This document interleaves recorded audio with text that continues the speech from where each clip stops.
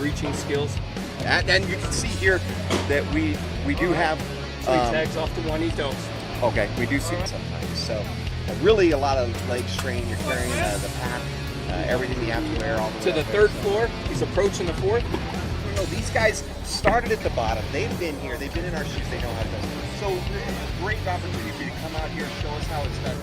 We love your strategy. It's about how 2-3 seconds can make the difference. These are the little areas where you can see that you can catch it or you can miss it just by the smallest thing. A miss of a hand tag. Flying through that hose pull. Wow. Looks like our drag is also moving pretty quick too. You can see he's carrying that dummy a little bit lower than the other competitors. In the line of work that we do, we have to go from 0 to 60 miles an hour super quick, right? We get those tones, they drop, you're running to the truck, you're getting on your gear, and you're getting ready to work. So this is where I was talking about earlier, it's your breaching skills. And you can see here that we do have tags off the Juanitos. Okay, we do see it sometimes. So really a lot of leg strain. You're carrying the pack, everything you have to wear. All to the third floor. He's approaching the fourth. You know, these guys started at the bottom. They've been here. They've been in our shoes. They know how to do it. So great opportunity for you to come out here, show us how it's done. We love your strategy. It's about how 2-3 seconds can make the difference. These are the little areas where you can see that you can catch it or you can miss it just by the smallest thing. A miss of a hand tag. Flying through that hose pull. Wow. Looks like our drag is also moving pretty quick too. You can see he's carrying that dummy a little bit lower than the other competitors. In the line of work that we do, we have to go from 0 to 60 miles an hour super quick, right? We get those tones, they drop, you're running to the truck, you're getting on your gear, and you're getting ready to work. So this is where I was talking about earlier, it's your breaching skills. And you can see here that we do have tags off the Juanitos. Okay, we do see it sometimes. So really a lot of leg strain. You're carrying the pack, everything you have to wear. All to the third floor. He's approaching the fourth. You know, these guys started at the bottom. They've been here. They've been in our shoes. They know how to do it. So great opportunity for you to come out here, show us how it's done.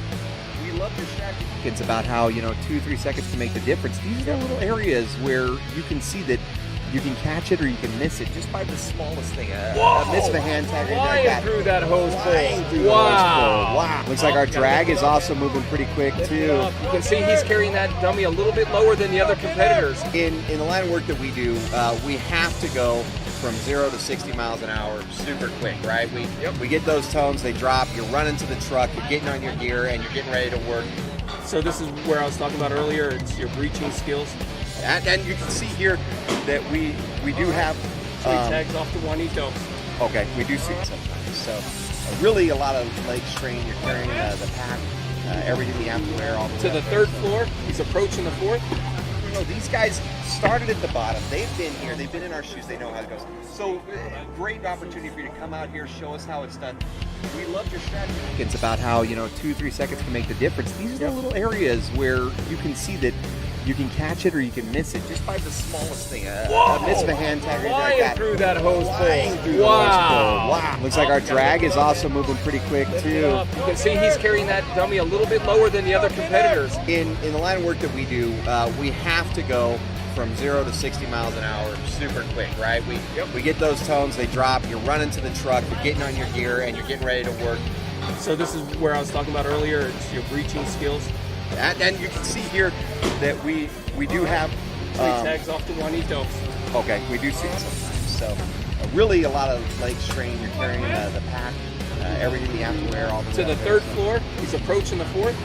You know, these guys started at the bottom. They've been here. They've been in our shoes. They know how to do it. So great opportunity for you to come out here, show us how it's done. We love your strategy. It's about how 2-3 seconds can make the difference. These are little areas where you can see that you can catch it or you can miss it just by the smallest thing. A miss of a hand tag. Flying through that hose pull. Wow. Looks like our drag is also moving pretty quick too. You can see he's carrying that dummy a little bit lower than the other competitors.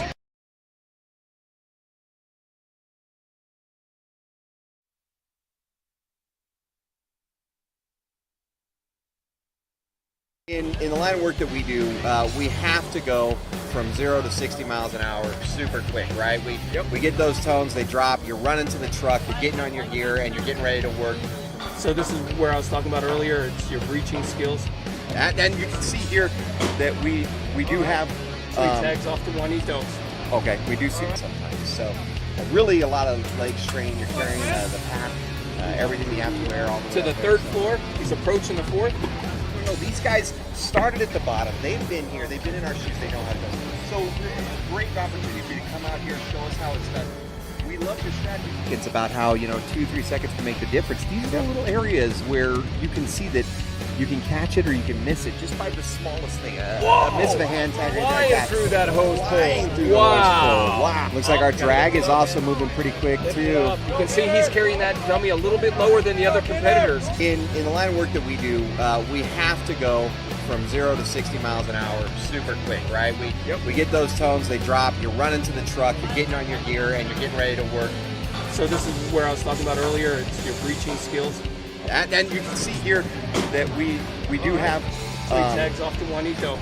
Okay, we do see it sometimes. So really a lot of leg strain. You're carrying the pack, everything you have to wear. All to the third floor. He's approaching the fourth. You know, these guys started at the bottom. They've been here. They've been in our shoes. They know how to go. So great opportunity for you to come out here, show us how it's done.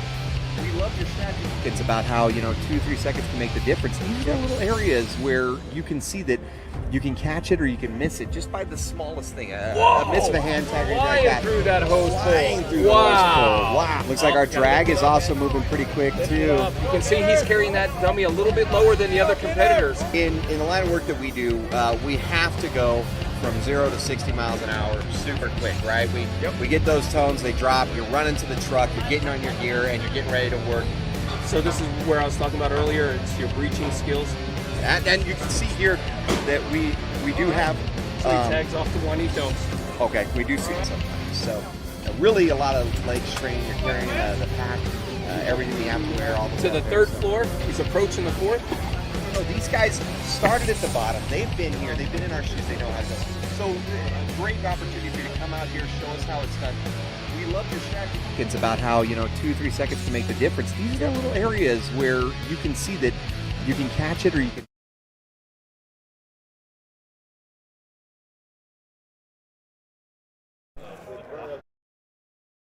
Well, it is a cold morning, December morning, I guess. We've had to push this event out.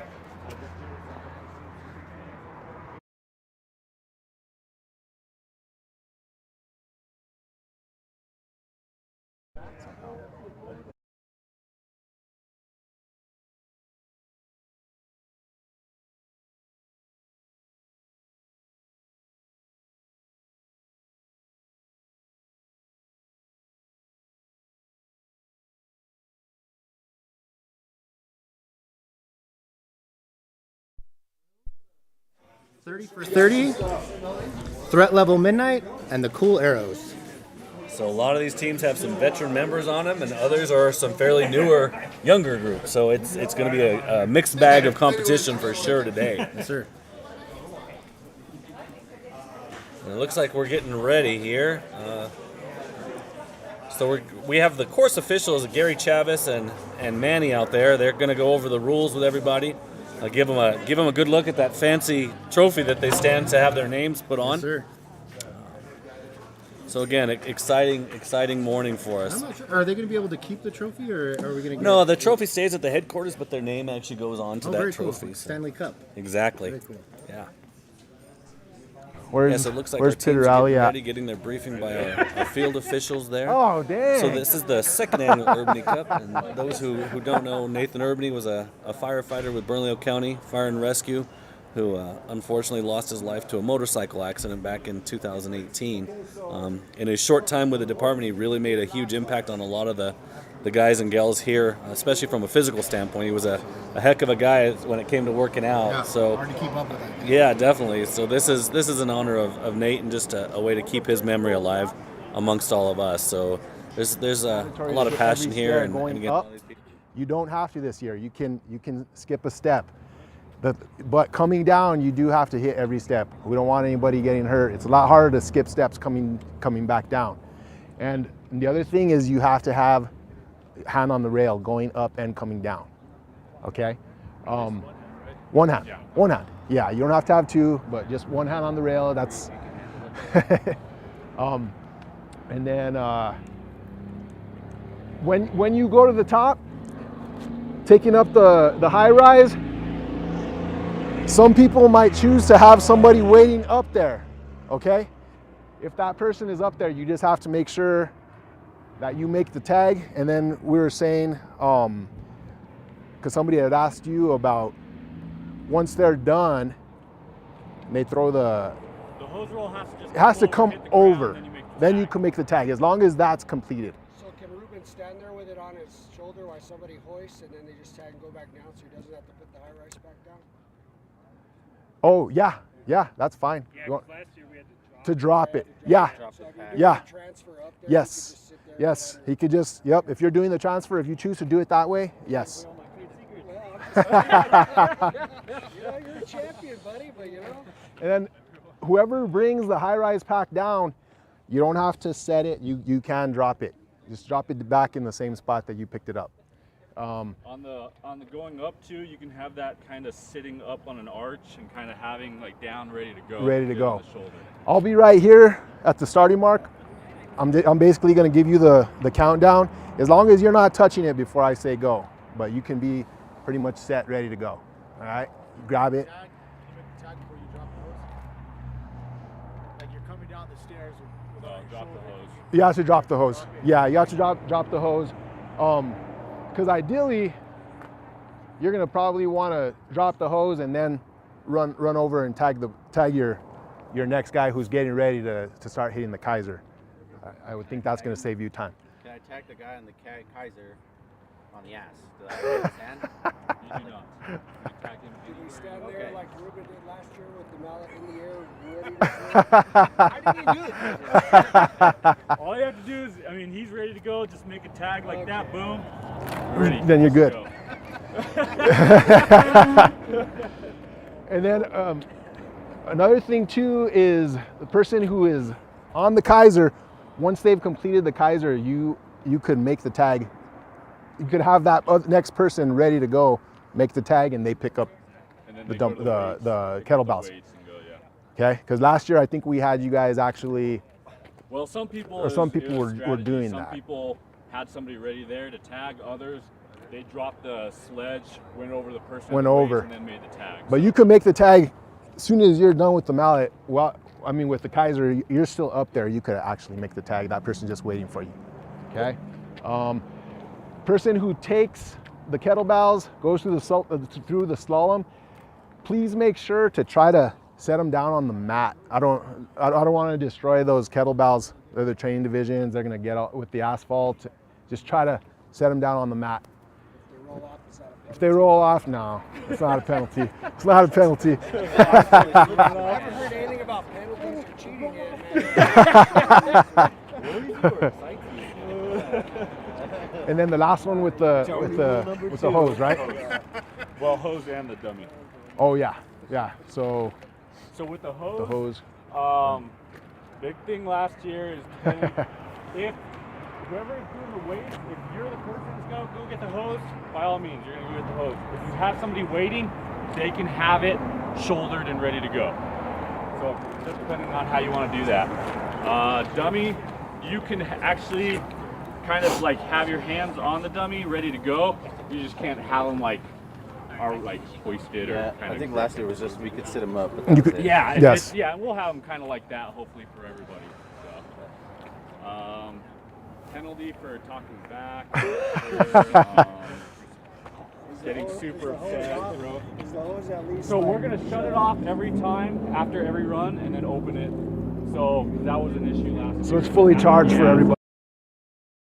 Everybody's got their rules down now. The teams are getting the final pieces, and we should be ready to go again with the second annual Nathan Urbany Cup. Again, a chilly morning here in December. We typically try to do this around the October time frame, but we're unable to this year, so here we are. Yes, sir.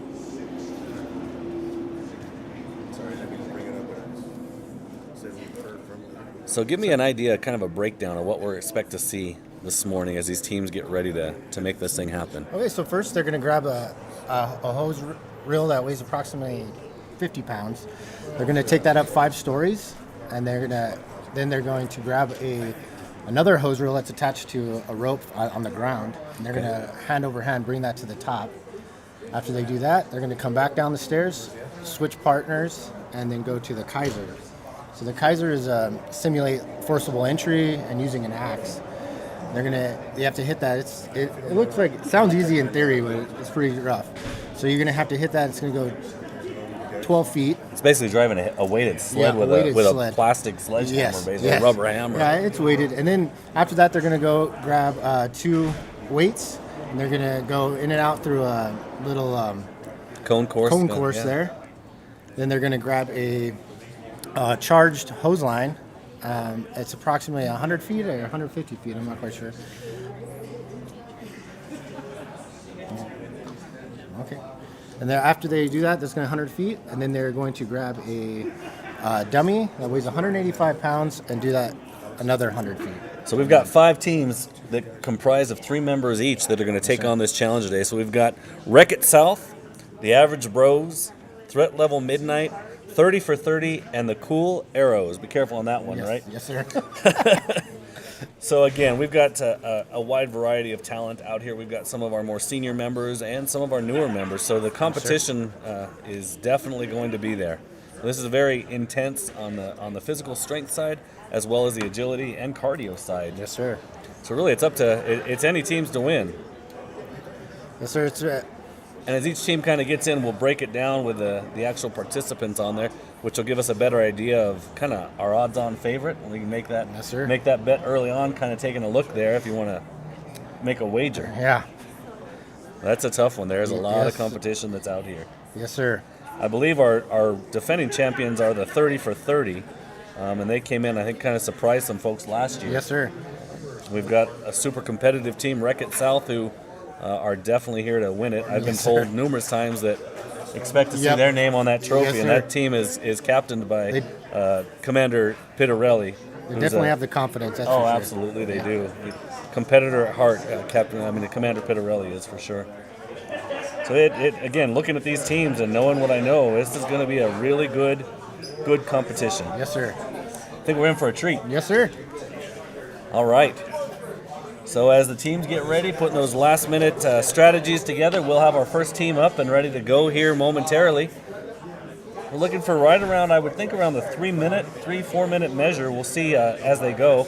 Each team will go through the obstacle course a couple of times to get a better time, and we'll see what the morning brings. Again, a little chilly out here, slightly overcast, but not something we can't handle. Yes, sir. Well, it makes this a little different than starting in our department. This is a test to see, if you're physically able to get in our department. So when you're doing this to get into our department, you have to do this all by yourself. So there's not a team, and so it can be a little harder. So we're expecting the times to be a lot lower with a 3-people team.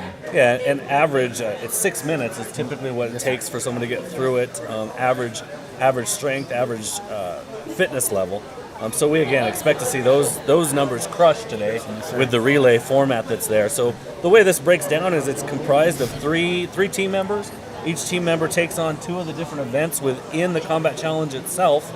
And I would say probably the most grueling of those being that dummy drag. Yes. We're talking about a 185-pound drag straight across the asphalt, and that can definitely be a challenge.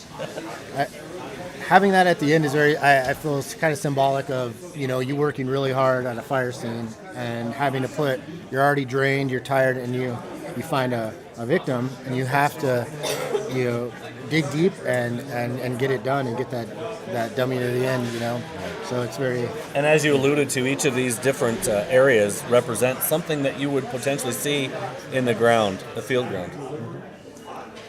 So we're being told that the order of competition has already now been established based off of a draw. So we are going to have the threat level midnight is going to be first up to give us a good idea, followed by the Cool Arrows. And that team is a latecomer. It is actually comprised of our production team who are bringing all this live to you this morning. So that's going to be an interesting one to see. And that one is led by Janessa Ruiz, one of our female firefighters. So that could be the sleeper team there potentially. And then we're going to have them followed by the Wreck-It. What is that one? Wreck-It South. And that one again is by Commander Pittarelli. Always competitive, and you can never count that team out. And next would be Bros, right? That is The Average Bros. Average Bros, like that name. Yep. And then they're followed by 30 for 30, who again are our defending champs. And I think came in and really surprised some folks last year. Yes, sir. So that's our layout. We've got that figured out.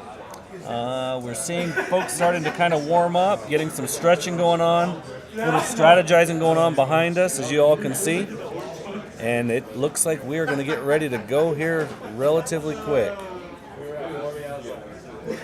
So each individual has to wear a structural firefighting helmet and an air pack. Tell us a little bit about that air pack. So the air pack weighs, I'd say about 45 pounds altogether, and it's what we need to breathe in a fire. It can holds air, but it can be very cumbersome. But it's something that we have to be in a IDLH environment, a dangerous environment. So with that being said, it can be cumbersome, but we have to have it. So the contestants aren't going to be on air though here as you would like in an actual fire scene. No. They're just going to carry that for the weight, I guess, right? They also have to wear a structural jacket. Is that right? They have Yes. to wear the structural coat and again the pack and the helmet. So we're looking at what, close to 50 some pounds Yes, sir. there. You add that on top of what they're actually having to do, and you've got a heck of a challenge Yes, ahead of you. absolutely. I mean, we're thinking that hose alone that they're going to be taking up 5 flights of stairs this morning. That's Yep. close to 50 pounds. Yep. So you're looking at 100 pounds, 100 pounds just there easy. in Yes. equipment. So again, it's going to take some real strength and endurance to make this happen. And just fitting your gear properly, and that's why it's good to have fitted gear like we have, is to and knowing how the SCBA works and getting it tied on you, and because especially with the Keiser hitting that sledgehammer can get pretty hard if you're not wearing your stuff right. Yeah, for sure. And it looks like that first team has got their helmets on, doing some last-minute equipment checks there with their shoes. We should see them donning the packs here momentarily. So I will say in your camera view, what you're all seeing there is some of the guests here. We're fortunate to have Nathan's mom and sister and son out here with us today. So those of you who don't know, Nathan was a member of our department, started with us in 2015, and unfortunately we lost Nathan to an accident in 2018. And this is done in memory of Nate. So anyone who knew Nathan knew his competitive level. Absolutely. And one of the most fit guys that you'd ever known. Yeah, So, very hard to keep up with anywhere. for sure. So this again is being done in memory of him, and couldn't be more fitting. Yep. I'm really testing people's limits on the Absolutely. physical agility side. So it looks like our first team is ready. This is threat level midnight. We've got Aaron, Jacob, and Benjamin out there. They are getting themselves ready, and I can't tell just yet who's going to do what. They're starting to slowly get to their designated positions for this relay. So it looks like Aaron Blogg is going to be starting it. Okay. So, so no bunker jacket today. So just the Okay, we're going SCBA. no bunker jackets. That takes off a little bit. Yeah, It allows a tiny little bit. bit more freedom. Absolutely. Right? That bunker jacket can be a bit constricting. All right, so it looks like we're getting ourselves into position, this first team. Kick off this second annual Urbany Cup here this morning on what I'd say is a chilly December morning. Yes, sir. So we're bringing this event live to you all from the Bernalillo County Fire Department's headquarters. Actually, not headquarters, our academy. This academy's been around for a number of years, and good news is this time next year we'll be in our brand new facility, which is extremely exciting. It's going to look great. It's already underway, and they're making a lot of progress. Yep, we're excited. We will be teaming up with our partners on the other side of the law enforcement, the Sheriff's Department. So we'll be in a shared academy with the Sheriff's Department, and the academy's just down the road from this location. But again, looking really forward to moving into that new facility, state of the art, where we can continue to turn out an amazing product that in turn goes out and serves our community with the highest level of skill and ability. We're all really looking forward to it. I think it's going to be amazing. All right, and we're off here. We've got our first runner. He is taking his way up the steps. So on this, they're allowed to skip steps going up, but my understanding is they can't coming down. Yes, sir. That's correct? Yes, sir. So he's heading up that 5 flight of stairs carrying that hose bundle. So again, remind us what's going to happen when he gets up to the top of this tower. He's going to tap his partner, and now he's going to bring that rope up to him. So he's going hand over hand, pulling that rope up the 5 flights, the rolled hose, right? Yes, and it's up to the team, from my understanding, of how they want to do the different events. So All right, they they've can. got that done. It looks like he's making his way back down. Remember, critical here is you cannot skip a step on your way back down, or you will face elimination. So that is a big thing to focus on. So I think you want to skip that step Yes. to increase your speed. Yes. So it's a mental component. And it's it can just become dangerous. You know, you're not putting 3 hands on a rail or 2 hands on a rail. Sorry. So there's the tag, and we're on the Keiser now. Again, this is simulating that breaching of a door, Yes. or ventilating or whatever you may have that takes that kind of exertion. And that looks easier than it is. Yes. Let me tell you, Yes, sir. moving that weighted sled back. There's Tipton doing a great job on that. He's really taking that thing to town. Yep. There you But go. all the other teams watching closely to see Yep. what's up for them. So typically we'd use a ladder here to carry through this obstacle course, but we've elected to use kettlebells this morning Yep. to change it up just a hair. Here's And what I think is one of the harder parts is the hose Yes. drag. So everything's nice and easy until you get to the full length and you notice that Yeah. jerk back Yep. on you. I mean, now you're taking the full length of the hose in addition to Yep. the water and pressure. So Here- he'll lay that down, and now the most challenging Yep, part. here's- Walk us through it. So as he's going, the dummy weighs 185 pounds.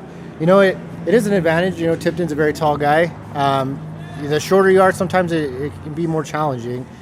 But, you know, Tipton is doing really good right there, and he's on course. He's doing really good time. Secret to that is keeping that thing Keep it- upright yes, as much as and you not can, which let he's it- doing a great job Not of putting right it now. down. There you What go. are we and there, looking at done. here is a time. Wow, that looks like a great time if what Wow. I can see from here is right. We're not going to say anything until we know officially, Yep. but Wow. looks like we might be at a 2-minute there Yes, on that, that on looks that great. first out the gate. So they are definitely setting that bar high Yep. for others to come in and follow. So what will happen now is we'll reset this course and get ready for that next team to come on and make things happen. So what do you think off of watching that No, first round go? They did really good. I think that you know I think as the teams go, they're probably one of the youngest and the newest in the department. There you go. And they really have something to prove, and I think they did a really good job. Yeah, I would agree with you. Again, not an easy task. I know last year when I participated, I did the hose drag, and man, I'll tell you, that is something. Yes. You feel like you've got it going until Yep. you get that full length down Yep. there. Oh, That and then all the whoops friction is there, and it's definitely not easy. you. Right. And then as hoses in our department go, this is our attack fire hose. So this is what we would use in a fire or inside a building. But we also have larger diameter hose that gets really taxing trying to pull, especially when it's charged. Yeah, this one allows you a little bit more maneuverability on a fire ground scene. So that was our first team that went out there, and that was threat level midnight. I definitely say they were threat level good morning. Yeah, I know, right? They definitely set the bar for Yep. these other teams to come in and follow. Some And they got some good sleep. look at that time. Yep. Oh wow, 2 minutes and 1 second. Yes. Wow. That is an awesome time. They have definitely set the bar Yes. for these other teams to follow. So the next team that we have coming in, I believe, is going to be our production team. So this is going to be interesting to watch this happen. They were a last-minute entry, which I don't know if that means they didn't do much prep Yep. for it. So they could be just coming in raw. I don't know. It could be a sleeper cell or something. You never know. Potential. Yes. We've got Janessa out there, one of our female firefighters who's getting herself ready. Janessa's an engineer with our department, but also does all of our live stream and production. Yeah. So this is thanks to her. definitely So talented individual. if we have bad coverage for them, that's why. 'Cause they're And since we're kind of talking about our production team, this is something that just has started within our department within the last 3 years. And Janessa brings a wealth of knowledge to our department in the form of production and media. We've really invested in a lot of high-tech equipment, as you see Absolutely. today, to be able to bring events like this to you all that are outside of the everyday kind of firefighting and running of medical calls, letting you see kind of the other side of what firefighters do and what they enjoy. Our team, our production team, is made up of members within the department that have an interest in media production, film work, even acting at sometimes. I'll let you and I up here trying to play commentator, Yeah, I know. right? And then we also have some of the kids from some of our members that have also jumped on board and started to come in and do some of our media production. I know we've got Chief Padilla's son. He's our support division. His son is out here on one of the cameras, and we've got, I believe, Janessa's out there. So we've got quite a few out here that are taking part. And again, depending on the size of the event, depends on the number of hands we have on board. But again, kudos to that production Yep. team. You They can definitely do a see great it. job. They take a lot of pride in it, and they're doing a great job. Yeah, they definitely do. So I'm going to be excited to see what this team does, being that they are kind of a last minute in. You can hear behind us, you got the rowers going, you got the next teams getting themselves ready and Get warmed up. Yep. It's important. You don't want to tear or pull Yeah, anything. absolutely. during this. I'm on the field Stretching right is key. Yeah, on the field right now, we've got our two field officials just making sure everything looks good for this next team, that everything has been set where it needs to be set, and Make it nice and fair for the next That's person. right. We can't have any excuses. waiting for that green light to Yes, sir. get this next team ready to go. Janessa being the captain's out there kind of conferring with the officials, looking at her team, giving her the little group. Yep. Oh, Yep. she's showing us showing the tattoo. guns. Yep, she's showing the guns there. I didn't buy any tickets for the gun show. So. You and me both. Yeah. So again, Combat Challenge is something that has been within the fire service for years. It is utilized across the country as a tool to measure the fitness level of your department. When's the last time you did the Combat Challenge? So it's been probably about 6 years ago. 6 years ago? Yeah. So we used to do it annually in the department, but now we've moved over to a fitness assessment, which is more in depth and really can show where the person's at physically, and that's very important. You know, we do a lot of different exercises to see, you know, where we're at physically. Right. This is definitely one of those. So we're getting this course ready. Looks like they're taking the official up there to the top to kind of spot things, make sure everything is being done on the up and up at the top there. Folks are starting to take their positions within the course itself. Feels like the temperature has dropped a little bit. Yes, it is getting. Maybe because we're not doing the challenge, sir. That's right. I think we're getting, So we're actually very fortunate to have some of our retirees that have joined us here this morning. So we've had one just come up now, but we've got, I think I see 3 different retirees out here. It's really important for us to really keep them around and keep that history within our department and that sharing. I know every year, for the last 2 years now, we've been doing a coffee with retirees. Yep. And I don't know if your class got to do that, but we basically bring in retirees, pair That's them up awesome. with one of our new cadets, and they sit down and just talk fire. That's talk awesome. life, and it really is a great way to bring the future and the past together Yes. in the present. and they can really teach us a lot. Teaches a lot about what we're about Yep, to step into. exactly. I would have loved to have had that opportunity at the time. If that old man strength theory is true, maybe they could come out here and show us some things on this competition. Yeah, they may be able to. There's definitely some that could. All right, we've got our team, the Cool Arrows, getting ready. Yep. We've got Captain Janessa is getting her helmet on, and that's captain as opposed to the team. Remember, Yeah. Janessa being an engineer, Yes. but she definitely is the captain and the leader of this Cool Arrow team or production team. Yes. And we see a multitude of different type stretches going on out here, and folks on the bikes getting themselves warmed up. I think the cold temperature has a lot to do Yes. with where we're at here. When did we originally have this scheduled for? So I believe it was in October. The October, initial, yep. the first annual one we did in October. Yep. It was a really nice, warm morning. Yes. But again, quite a different environment here Yep. this morning. Very overcast again, and extremely cold. Yep. We're gonna definitely have to overcome the cold here. All right, Let's see it who looks else. like we've got the Team Cool Arrow ready to go. I'm not seeing her teammates unless Janessa's doing this by herself. Yeah, I don't know. Very possible. Possible. Knowing Janessa. Possibility. Looks like she is ready. Her other teammates are getting themselves ready. So this team, I'm not quite sure who it looks like. We've got Phil Sanchez, who is getting himself ready to go. One of the newer members within our department. It's gonna be someone to keep up with. He is Definitely someone to very, keep up with. Definitely. He's definitely an athlete. Yes. And I'm not sure who the last participant is of this team. We'll know that as soon as we see them get themselves ready. But again, I think this Cool Arrow team, they've got a number to beat. That's 2 minutes. 2 minutes. Jeez. All right, and here comes our final member. He's getting himself ready. Shaking some hands with the competition before he goes in. He's donning Some that good- SCBA and getting his helmet ready. So it'll be interesting to see what the strategy is here for the Cool Arrows and where they actually line folks up for the competition.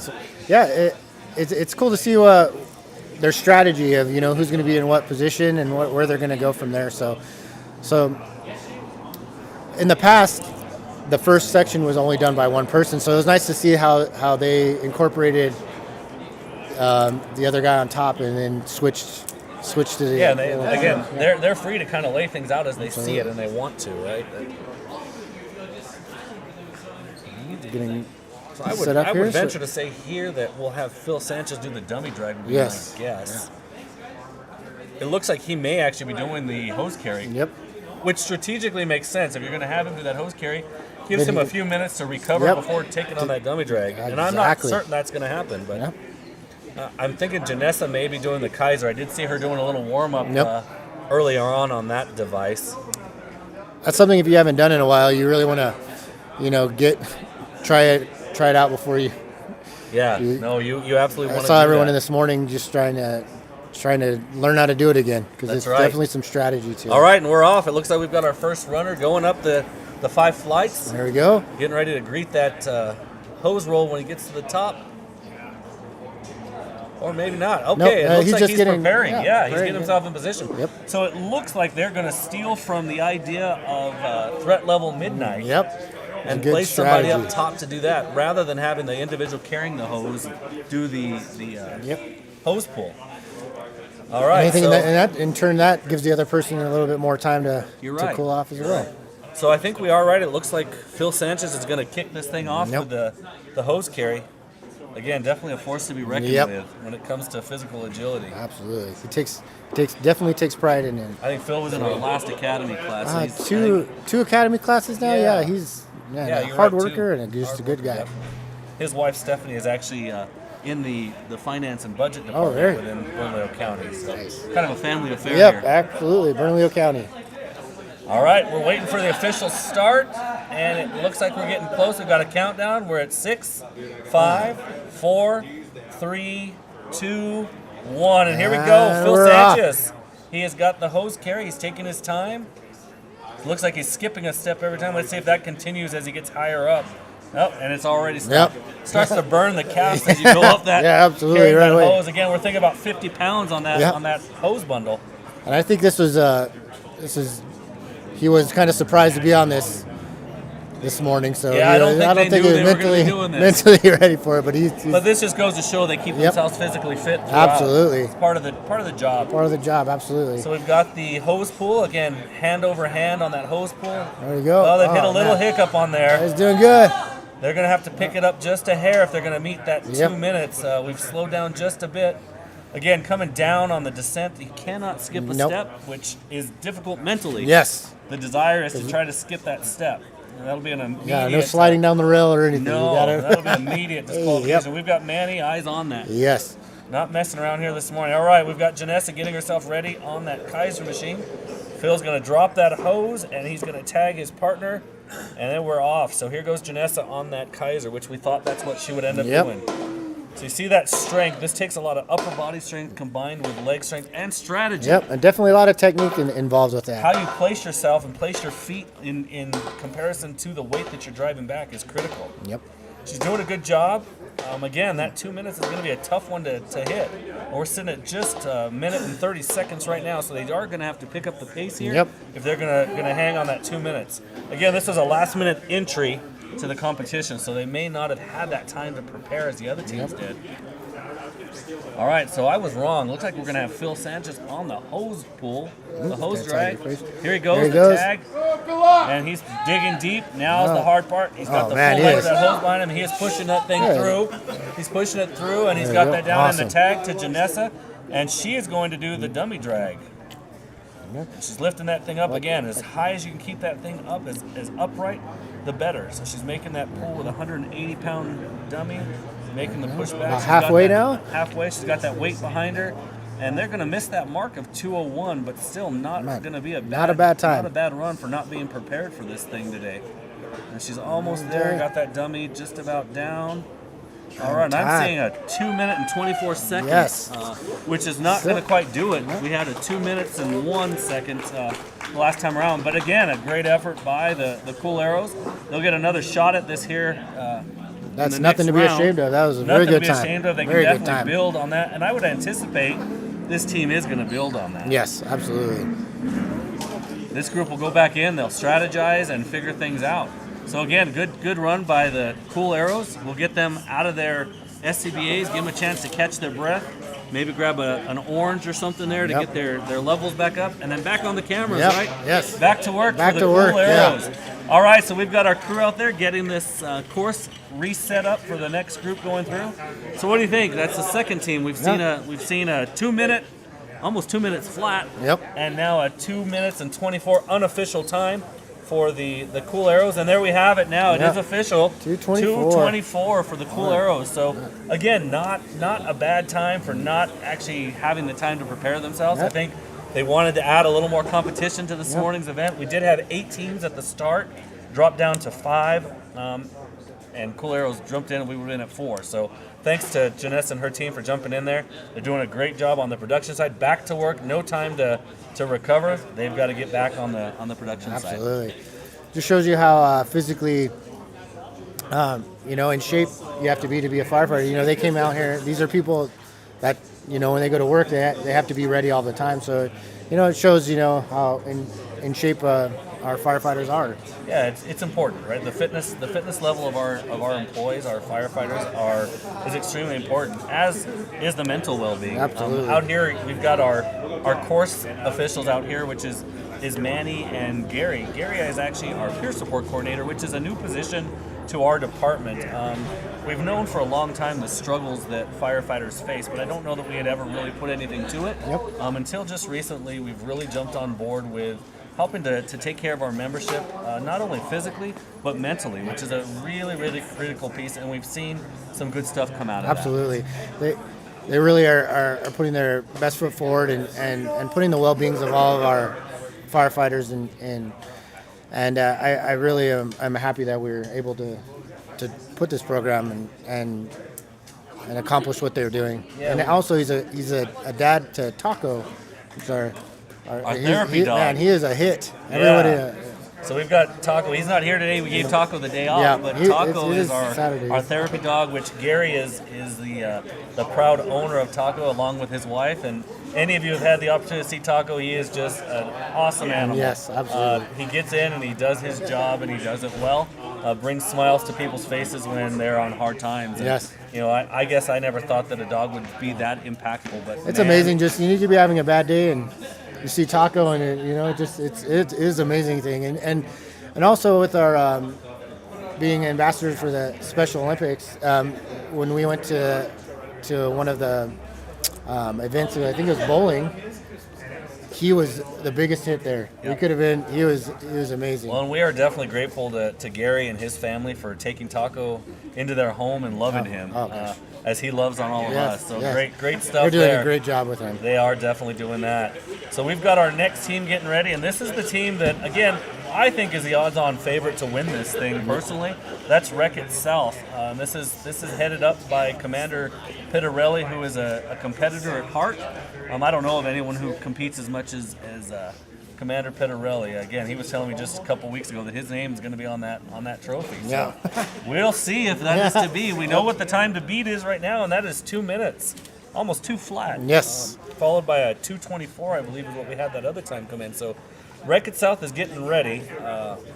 So Wreck-It South, what's in that name? So they Pittarelli is very proud to be work in the South Valley, and he with working in the South Valley, you have the added more calls than maybe somewhere else in the East Mountains, and so he takes a lot of pride in that. Yeah. So we're looking at them getting themselves ready. I think it's a play on Wreck-It Ralph. Wreck-It Ralph, it probably is. Yeah. And Pittarelli's a good sized guy, Yep. so Wreck-It Ralph is fitting for sure. So we're looking at them. They're getting their packs on. They're getting themselves ready. What's that pack weigh? Do you recall? Is that 45 pounds? 45 pounds. 45 pounds? Yep. Yeah, that's kind of what I was thinking. Lighter than 45 pounds on that pack. So you're looking at a total combined weight there that when they've got that pack on, they're not wearing their bunker coats today, but typically a firefighter is looking at 65 pounds or so of total gear when they're actually in fighting an active fire. Might be nice to actually wear a jacket today. I agree with you. I think it's getting colder as opposed to warm as I'm scooting closer to you for that warmth. I have to get a blanket here soon. Now we see Janessa out here in short sleeves as though the temperature means nothing. Yep. I think that's more to show off the tattoo on the arm, right? Yep. All right, we're getting this next team getting ready to go. This is the Wreck-It South, again, South Valley of Bernalillo County. It's one of our busier areas that we support, but we definitely do a good job of taking care of our citizens that call the South Valley home. So we are getting this team ready, and this is a team of folks that are, Commander Pittarelli is, I think, close to 20 years within the department. And some of the other guys are mid-range, I think, right now in their careers. I'm looking at the team makeup there. Santos Aragon and Dave Tuton, again, they've been here a number of years within the department.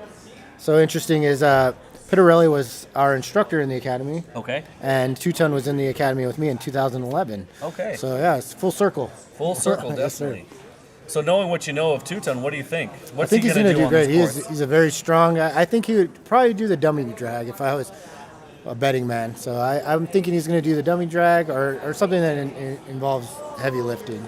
I'm seeing Commander Pittarelli there. He's checking out that Keiser, which tells me he's gonna lay some work to that Keiser. Yes, machine. sir. All right, we're getting ready. The field courses officials are looking at the timers. We don't have the clock started yet, and our clock is started. We're on that 10. Oh, there we go. They started off a little bit out of the gate. Gee. The horse is out of the gate just a little early. We're going to have to do a reset here. No penalty for that, of course. Just, again, anxious. This is that Wreck-It South team. They want to take this trophy home. Yes, sir. All right, so we've got that countdown getting ready to go back up. Gary's getting ready to put it on there. He's last few words of the team. And we're on the countdown. We've got a countdown of 6, 5, 4, 3, 2, 1. Now they're off. There we go. Wreck-It South. He's skipping those steps as we saw Sanchez do. Will he continue that pattern? Yes. And it stopped. It looks like. Is he still skipping? No, he's still. Yeah, it looks like he's still doing it. Okay. Yep, doing good. Yep, he is still skipping those steps, which definitely gives an advantage if you can do it. Got some words of encouragement from the crowd. So we see on this one that there is nobody at the top. He's doing it all this time. So this is the first team that we've seen do that piece. So see if their strategy works out for them. Yeah, we'll definitely see what happens with that. So we've got some music that just got turned on out here. A little bit of inspiration to get them going. When you're down on your luck there, a little music can definitely pick you up. Absolutely. There he goes. All right, he's doing good. Again, remembering not to skip a step. That would be the worst to get eliminated for that technicality. Yep. He's making his way down. It looks like he's going to be passing off to who we thought, Commander Pittarelli, the captain of this team and commander within our department. He's ready to show that Keiser who's boss, I would say. All right, here's the handoff. Again, a lot of technique goes into this Keiser, and you see that in how Commander Pittarelli is doing it. Slightly moving those feet and shifting them back as he strikes that metal sled. And look at that speed with which he used that. Look at that time on that Keiser. By far one of the best times going to be turned in on that. I think he's had some practice with this before. He definitely has. Very strategically taking those kettlebells through, not to touch a cone. And he will tag that off to his partner. And look at this. There is no partner. So Commander Pittarelli is doing the hose drag as well. And here comes the weight on there. He's going to have to dig in now with those calves. Didn't even notice. There, he's pushing that through. And the last piece is that dummy drag. Here you go. 180 pounds. And as you called it, your classmate, Dave Tuton, on that dummy drag. This team has come to play. They're making a great time. We're looking at under 2 minutes right now. And are we going to get to that 201? Let's see here. Oh, man. This one is gonna be close. I think we've got the exact same time. Yeah, it is going to be. I think we may be at the exact same time as the threat level midnight. Yeah. What would be the chances of that? I know. Amazing. What would be the chances of that? Unofficially, I've got them coming in at 2 minutes, 201.24, and I think that's exactly where we were at. I think that maybe 6.4 on the seconds. 6.4. We might be going by the millisecond here. This is amazing. We'll wait for that official time to come in, but man, what a run by those individuals. Wow. Totally different strategy than what we've seen with the other two teams. And I would expect that from Pittarelli. Yep, absolutely. And we're going to see that change again. You know that, right? Yep. They're going to analyze where they were at, what they did, and then they're going to come in and they're going to change it up. Speed it up. Going to change. I don't know how much you can speed it up more, but they did. I got to tell you, I haven't seen anyone work that Keiser like he just worked it. And officially, they're coming in at 201 as well. We don't have the actual seconds on the backside of that, the milliseconds, I guess you'd say. But 2:01, so we've got ourselves a tie right now in that first round for first place. Who'd have thought? It's really going to come out to the next rounds. And how many rounds are they getting to do So today? 3, I believe. So 3. Yeah. Okay, so do you think that they're going to get better on their time, or we're going to see it decrease? I think I think with doing it over and over, I think the times are going to go longer. But we'll have to see. Who knows? Maybe get better strategy. Fatigue comes into play. Fatigue will on that. definitely come into play. So our next team that we're going to have up is going to be the Average Bros. So this is Bobby Arguelles, Ruben Bustamante, and Omar Leyva Sebag. So this could be a good team. So Bobby is our public information officer. He'll be out there. Ruben Bustamante is definitely a force to be reckoned with when it comes to physical agility. Absolutely. I think he's got that total package, a lot similar to who this was named after, Nathan Urbany. A lot of the same type build and characteristics when you look at the physical fitness of that individual. Yes. So it's going to be interesting to see what happens there. And if I'm not mistaken, I think Bustamante left the Wreck-It South team, who he was on last year. So if that's true, we may need to get in on that a little bit and see if that is true. If it is, then that's two very competitive individuals competing against each other for this Urbany Cup. Yes. So again, we did mention that we do have Nate's family here with us today watching the event, so hopefully we'll get a chance to kind of talk with one of them a little bit later on.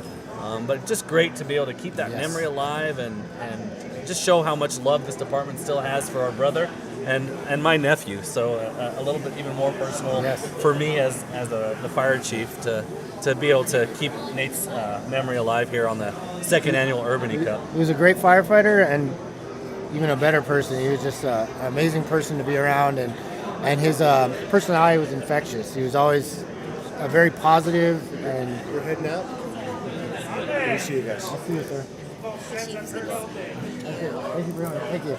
So we were saying our farewells to one of our retirees, Jerry Ironside. Jerry's been retired for a number of years, but man, what a member of our department.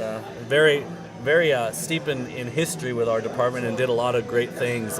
His daughter was actually also here too, and I just learned that she's applied for our upcoming academy. Oh, that is awesome. Keeping it in the family, wow, keeping that is family amazing. tradition, which is a big thing within any fire department, is that family tradition. Yes. It's not unheard of to have other family members within each respective department.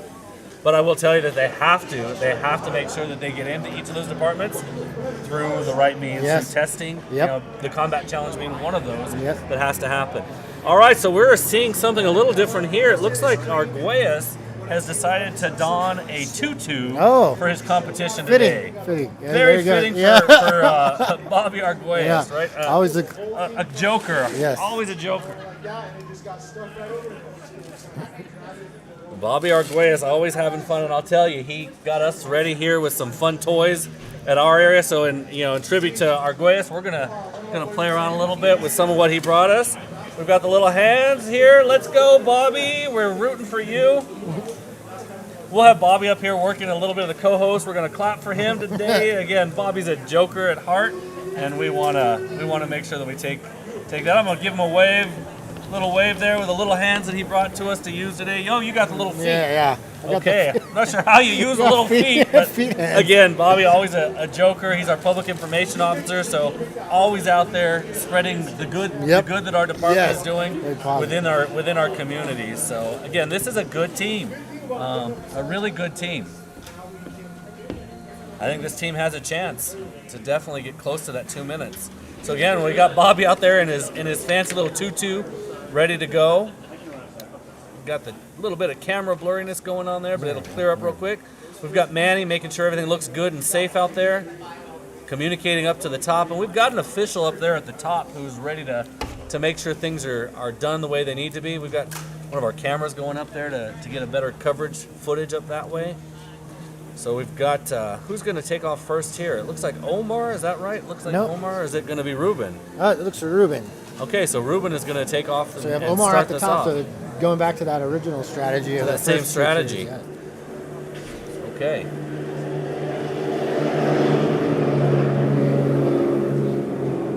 All right, we're getting ourselves ready for what will be the 4th team. This is the Average Bros. Getting themselves ready to go here. We're just waiting for the final green light from our field officials, and we will get this thing kicked off and ready to go. And the countdown is on for the Average Bros. We're looking at 4, 3, 2, 1, and Bustamante is on his way up. I anticipate him skipping steps, and he didn't skip steps going up. Just some very quick leg movement. Yes. There he goes. Fast. Now There the you go. step skipping. I don't know of anyone who does this part of the course better than Ruben. Yeah, he is. Definitely really has this fast. part down.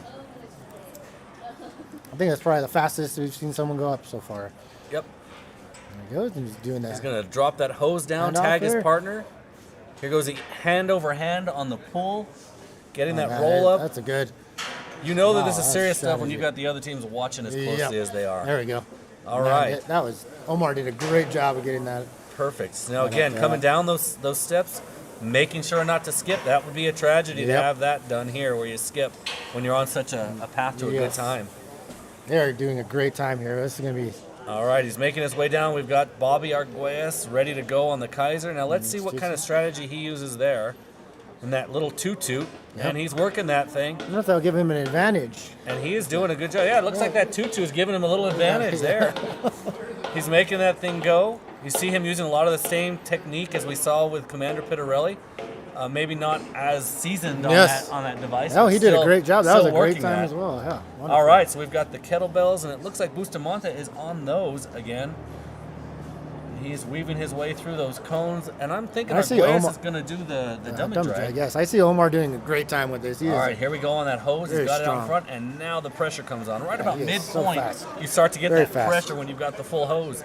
They're on a good time. We're looking at just under 1:30 right now. Wow, they have so a chance They're to beat doing it a here. really good time. Just depends on what Arguelles does here, and I'll tell you, Arguelles has really been working on himself yes, yes. physically. He is. I don't know how much weight he has lost in the last year, man, but he it is. is the transformation is phenomenal. Yes, it is. He is. And it He looks takes- like they're going to be the time to beat if beat. you can drop that dummy, and they are.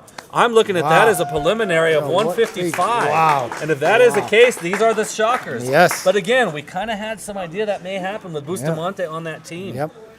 Again, look at that. And maybe the secret of the tutu. And let's give Bobby the little hands. Yay, Bobby. Good job on that one. Yoo-hoo. Little feet. Yeah, Little there you feet, go. little hands. Again, Bobby always being the joker.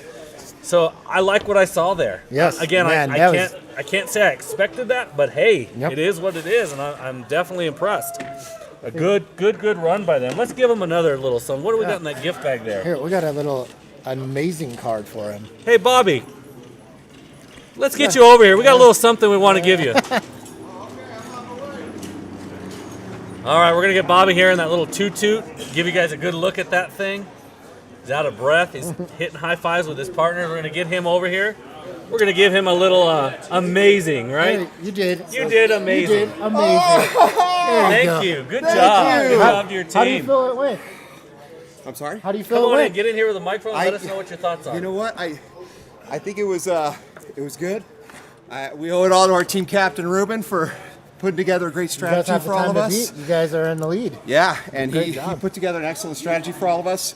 Kind of had it outlined as to where we'd be able to work to our best strengths, and just really excited. A little 2-2 power. Yeah, Looks I good. thought I'd give you an Helps too, advantage. you know? Great Clarify job. for me, the rumor is that Bustamante has defected from Pittarelli's team last year. Is that right? Did they compete together? Oh, you know what? I think they fighting might have, words? and Oh.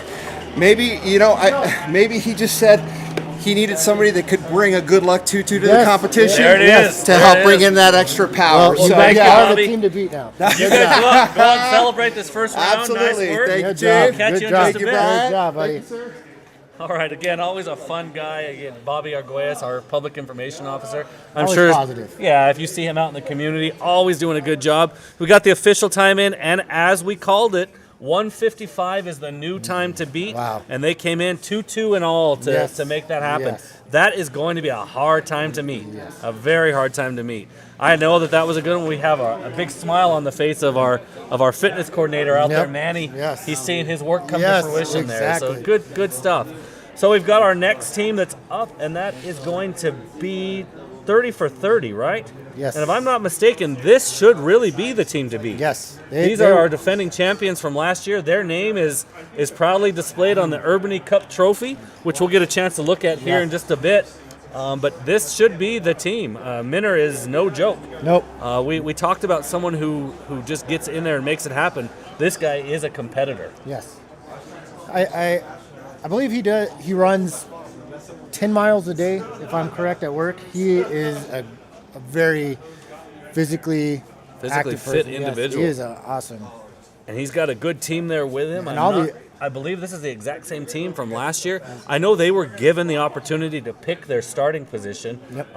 Not sure if this is strategy. I've got to assume that there was some strategy. Yeah, maybe see what other people are doing or strengths of other teams. They are the last team, so they're giving themselves the longer time to recover as well.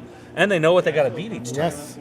All right, so what are we looking here? It looks like Minner is going to be on that Keiser, which I expect to see some good work on that. Yes, and we have Bobby Egan starting it, and then we have Weisgerber up there at the top. Okay, so they're gonna do the what we've seen every team but one kind of do. Yes. And it's really proven to work. Yes. I think. So we're getting our clearance on the course here. Let's see, we don't got that timer on just yet, but we're about to get that on. So as we mentioned before, this will probably be the last year that we do this event here at our current academy. Looking forward to moving to a new academy. We'll try to get Chief Wasson, who is actually the training chief, on here in just a bit to kind of give us a quick understanding of what happens here in these four walls of the training academy. It'll be bittersweet to see it go, but yeah. it was definitely a lot of memories here, and we've turned out some great products. Yeah, I was here luckily the first year when we had our tower placed, and so it's gonna be. It'll be sad to see it go, but awesome to see us move forward. And all right, we're on off. So Egan is making his way up the stairs there. He's got a good pace going on. He's taking it nice and easy going up there, but still with some urgency. Gradually making his way up for the tag off up at the top there. And again, this is a strategy we've seen all the teams but one use, and we'll be interesting to see if they continue to do that going forward. Everyone seems to get that nozzle hung up on the third floor there is what I keep seeing. This team got past it. They're looking really good. That was one of the faster hose reels up. Yes. All right, so again, coming down those steps, making sure not to skip a step coming down. Man, he is moving. Yeah, he is moving coming down there. The officials are watching to make sure every single step is being taken. That's for their safety. It's not necessarily anything to do with the course itself. It's their own safety. Making our move for the handoff, and it's Minner, and he is driving that sled back. I'd like to see him and Pettarelli do a competition just to see who does that the fastest. Have a little lumberjack competition. There we go, and he's done. There's the tag. Oh, it's quick. We've got Egan getting ready to do the kettlebells through the obstacle course. We've got John's ready to go here on the hose. He's putting down, and here comes the hose pull. We'll get an idea of where they're at time-wise once he passes half mark. Wow, they're on course to beat that first team. They're at 1:30 right now. This is going to be a really good time if he can pull things together, and he is looking strong. We've got Minner on that dummy drag, and nobody drags that dummy like Minner drags that dummy. He is moving that thing, and they are well within the time. If he can just keep pushing it through, there we go. It looks like we are going to have a time of 150. 149 is what it's looking like. Wow. Ladies and gentlemen, we've got a new top team in the house, it looks like. So the defending champions have brought it. They have brought it. They do not want to have anyone else's name on that Urbany Cup this year. So let's see if they can keep that going. But again, they look like the team to beat, as we kind of should have expected. So what did you see in that impressed you? You know, Minner's being as strong as he is and tall, he has that advantage of going, but he is just so, strong and all the way around. Yes, he's just an all-around athlete. And he's really found a great complement to his team and Egan all of them. And John. Weisgerber's a machine. Yes, he's very strong. Yep. Well, it looks like that is the team to beat, and we'll try to get them in here. Maybe we get a quick little interview with them here momentarily, and see what happens. So that's the first round. First round is underway. We've got our top team. First round, 149, time to beat by 30 for 30. That's our defending champions. They're followed closely by the Average Bros, which is our 2-2 fun-loving team. And then we've got 2 teams tied there, Threat Level Midnight and Wreck-It South. I gotta imagine that Wreck-It South is already trying to figure out how they're gonna make changes for this next time around. And then the Cool Arrows, which were that last minute entry, that again don't count out. They'll make those adjustments. It'll be interesting to see if their times get better or longer. We'll see what happens. Okay, so we've got a little bit of a pause here while we get the course ready to go again. We'll get the teams are going to get themselves all lined up and prepped, and we'll see if we can't get maybe an interview here. If you want to go and see if you can find let's get Chief Lawson in here. Have him talk about our academy just a bit. All right, so we will get going here with a live interview here momentarily, and see what happens there. Again, a good day, a cold day out here. This is a good thing. All right, and it looks like Anthony Montano, who is a retired police officer from Albuquerque Police Department, was out here watching the festivities, and we had Gabe, Nate's son, Gabe, that was here to cheer on his dad's memory. So again, second annual Urbany Cup here. We're looking forward to what this next round brings.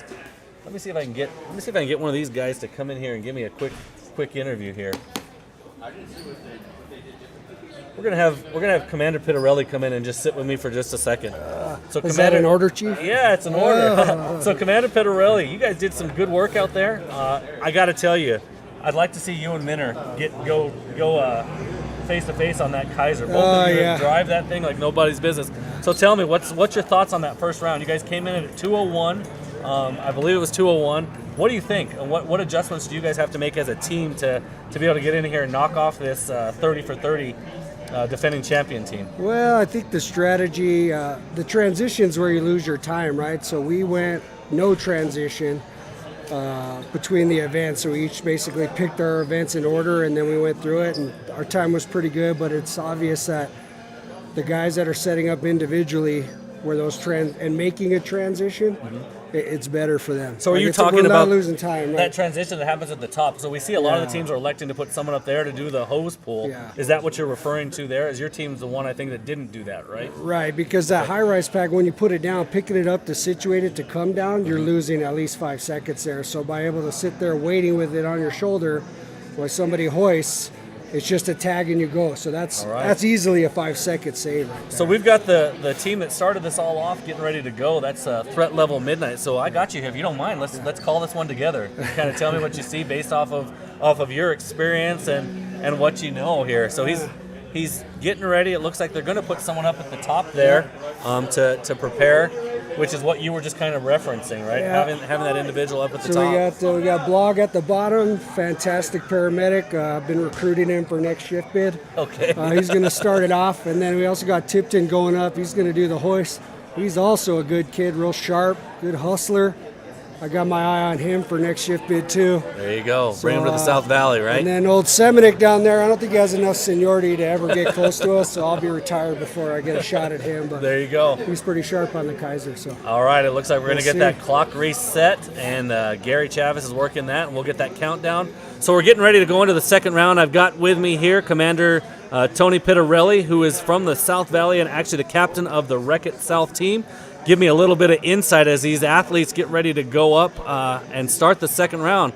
We are live now, and he's making his way up. So tell me what you see. Here we go. Oh, he's just going single step. Doesn't look like he's up. Now he's skipping. It looks like he's skipping it. Got his momentum going. He's fast. That kid can definitely run. He's got legs. Yeah. No doubt about it. No doubt about it. He's going to make the tag here, and this is where you're saving time. He's able to just turn, get ready. So he keeps that hose on his shoulder, and that's where you're saying the 5 minutes of lost time. If you got to pick it back up after you hoist that up, you're losing a lot of time. Well, we've noticed that hose reel seems to get stuck on the third floor every time, just the nozzle itself. But he's actually was able to not have that happen. The taller guys have an advantage because you can really bend out over the bar and not worry about that swing catching a floor. But I blame the training division for not putting a good tape job on that hose. So. We'll have Chief Wasson debate that here momentarily. Yeah, he's around here somewhere. All right, so here's your specialty. I think the Keiser. Tell me, what's the technique on the Keiser? Short, hard swings. You don't want to bring it real high because you lose too much time. It should be a 17 swing. 17 swing and you're done. 17 swings and done. So. All right, so it looks like that was a bit of technique. He didn't maybe move himself back as quickly as he should with the sled itself. So typically we would do a ladder carry here, but we've kind of switched to more of a kettlebell. Yeah. Okay. Yeah, I like this new format with the kettlebells. So talk to me about the hose. I've done the hose myself, and man, it's harder than it looks. It's right there, right at 35 feet, where that first coil starts to gang up on you, and if you can power through it, you'll keep your momentum, but if it gets you, you're going to lose a lot of time there. And being that hose is charged with water, it makes it even that much more difficult. And, of course, the dummy drag. What tips do you have on that dummy drag? You just got to get a good grip, because that thing, again, really bad tape job on behalf of the training division on that dummy gear, so it makes it pretty hard to. And it looks like they bettered their time. It looks like they came in at 157, and I believe they were a 201. So, again, we're getting better times the second time around, and I think that's just some lessons learned and some minor adjustments. I venture to say fatigue is going to play in when we hit that third and fourth round. So, I guess we'll see. It's like the first half of a football game, right? We got to get warmed up, get the dust knocked off, and then all of a sudden we turn it on. So that's it. Hopefully everything's going to get better and easier. But. Thank you, Commander Pittarelli, for being in here. Good luck to you and your team. Good job. All right. So, in fair being fair, there were a couple digs there on the training academy staff. So let's bring in Chief Wasson here to defend himself against some of those digs. So. With us, we've got Chief Eric Wasson, who is the chief for the training academy. Thank you for being with us this morning. Absolutely. Thank you for letting us utilize the facility. Absolutely. Which we hope will be kind of the last combat challenge here before moving into the new facility, which has got to be exciting for you and your team. Yeah, hopefully next year we can host it at the new training facility, much bigger, beautiful, and we can really show it off. That's right. So talk to us a little bit about the combat challenge. I know you've got a lot of knowledge and history with this. I'm actually surprised not to see you out there. I know we couldn't put a Chiefs team together yet, but next year we definitely got to look at doing that. But tell me a little bit about this. What makes a good team for a combat challenge, in your opinion? Well, I think you need to truly highlight and focus on each individual's skill, what they're good at. Some people are quick and efficient at climbing the stairs and hoisting the hose roll, and others, like Commander Pittarelli, he's pretty good at having the appropriate technique for the Keiser Sled. Dummy drag is just it's a bigger man's game, but if you can wrap it and move that technique, or have that technique and move that dummy efficiently, then you're. So I've always learned with the dummy that the higher up you can keep it, the better chances you have of success at getting that thing across. Yeah, absolutely. The dummy is 175, 185 pounds of dead weight, so the higher that you can get that dummy up on your body and have less on the ground that you're dragging, it makes it a lot easier. Biggest key takeaway from the dummy drag is not stopping. That's it. Keeping that momentum. Absolutely. If you put it down to rest, you're looking at an additional 40 seconds on top of your time. So Chief Wasson, if you were out here today doing this combat challenge, which would be your event? I'd probably do the climb the stairs and do the hose hoist. Hose hoist. All right. So tell us a little bit more about this upcoming academy we've got. We know we've got an academy that's going to start here. I believe it's in February. So give us a little idea. What is a typical day in an academy for Bernalillo County? Yeah, so it just depends on the day actually. So we're finishing up a current academy, and the new one will start January 30th. We are getting ready to do all the initial testings for that coming up here within the next couple weeks. What does that consist of, the testing? Yeah, so the first part of it is a written test. Okay. It's just a basic firefighter service test. And then once the successful completion of that, we move on to the physical portion of the test, which consists of a pack test. It's the arduous pack test put on by the NWCG, which is 45 minutes and 45-second time cap. 3-mile walk carrying a 45-pound pack. Okay. So with the successful completion of that, we move on to the combat challenge, which is exactly what you see. So the difference there is they're doing all of these themselves. Individually, correct. And typically you see a time there about 5-6 minutes. Is that kind of what we give them to get that done? So we give them a 6 minute, 30-second time cap. Okay. Most people finish this, on their initial tries in the 30, 4-minute mark. Some people that actually have the technique obviously can do it quicker, but for people that are inexperienced with it, we see a time of about 4.5 minutes, somewhere. So around there. what's the average number of folks? I mean, so if you start an academy with 60 individuals, when it's all said and done, what's kind of a number you anticipate to end up with? What's the percentage that the agility and the testing combined tend to eliminate from the process? Who makes it through percentage-wise? Typically, most people can make it through. I think most people have the understanding that this is a physical job, so they come in, moderately prepared, and we probably only have a 10% loss after the physical portion of the testing. So that's pretty good. So has Bernalillo County experienced any of the issues or stuff that's going on across the nation with shortage in labor? Folks just have a different mindset when it comes to work. Has that impacted Bernalillo County Fire and Rescue? 100%. We definitely have a decrease in interest in this job. I actually just got back from a class late last night in Arizona for the past week. And I was able to network out there with numerous departments across the country, and everybody's having the same problem across the board. They just can't get people to want to do this type of job anymore. And I know our department does a really good job and has put a lot of time and effort into recruiting, but it just doesn't seem like we can get those folks to just make that move.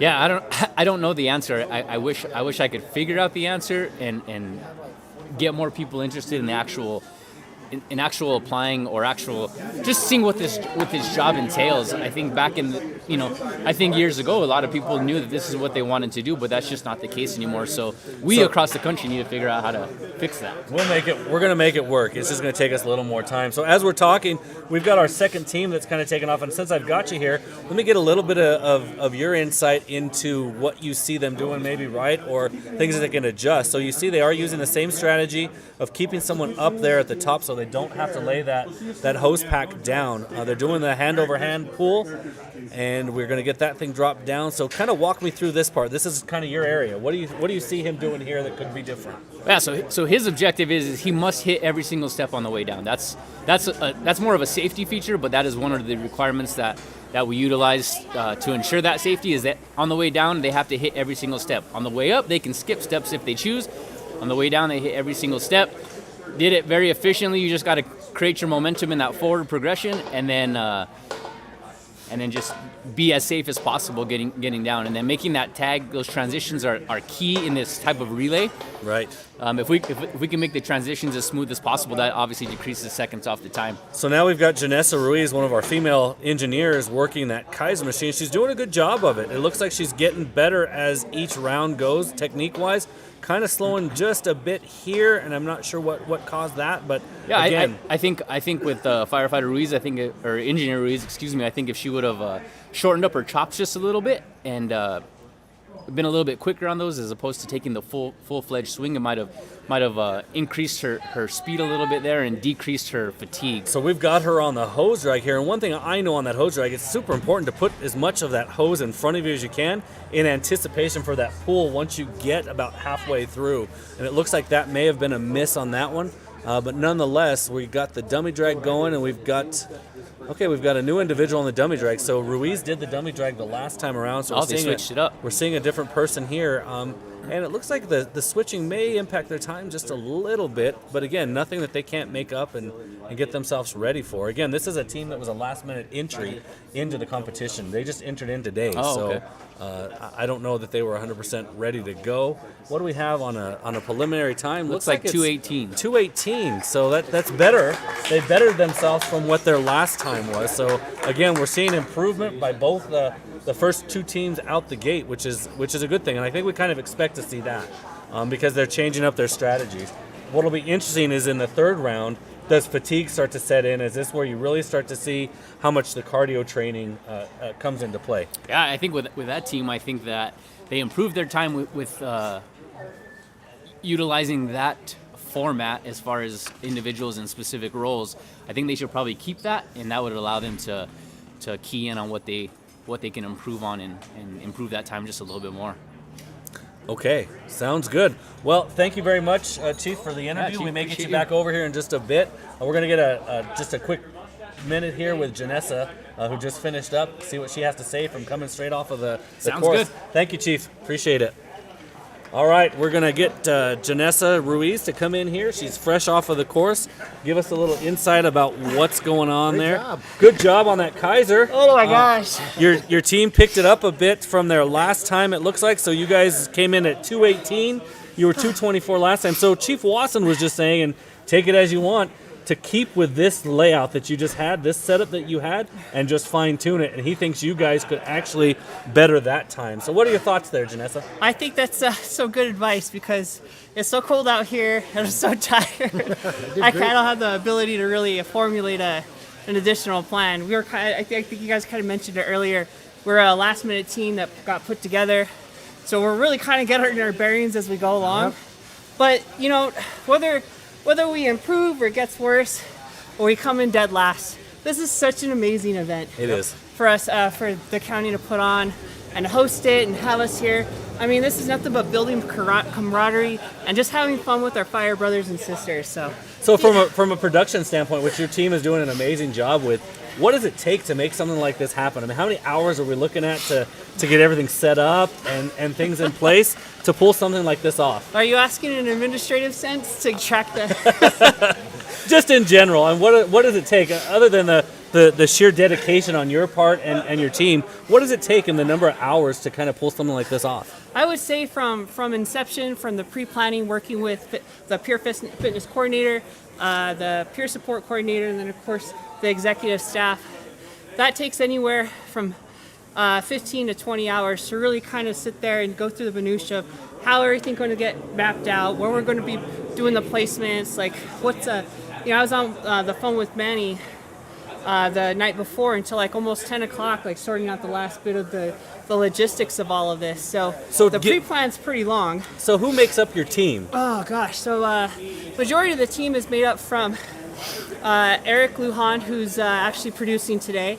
We have 2 interns who are doing great jobs. They're learning a lot. So let me stop you right there. Okay. So is Eric Lujan, like, does he work for Channel 7 or does he work for ESPN? What does Eric Lujan do when he's not producing? Gotcha. He's an engineer at Station 46 under Lieutenant Chase Sherman.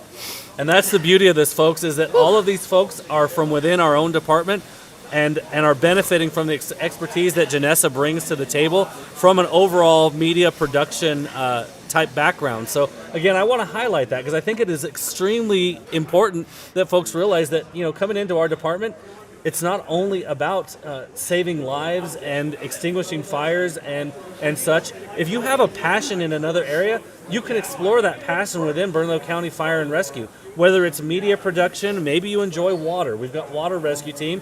Maybe you enjoy high angle rescue and rock climbing. We've got that. We've got a multitude of things to offer. And as Chief Wasson was kind of alluding to, we're having a hard time, just as the rest of the nation is, in recruiting good men and women who want to come in and take up the profession of firefighting. So it's important, I think, to really understand that there is more to being a firefighter than just that traditional fighting fire and running medical calls. And you're living proof of that, Janessa, and I thank you for bringing that to the table and really kind of opening our eyes to what else we can do as a department. Well, And it shows you guys do a great job. I appreciate that, Chief. It means a lot coming from you. And, we couldn't do it without having vision and an open mind up at the top from you guys to give them the thumbs up to make this stuff happen, because it's not just for us, but it's the public gets to enjoy it and actually see what we do and how we kind of work with each other. So True team effort, right?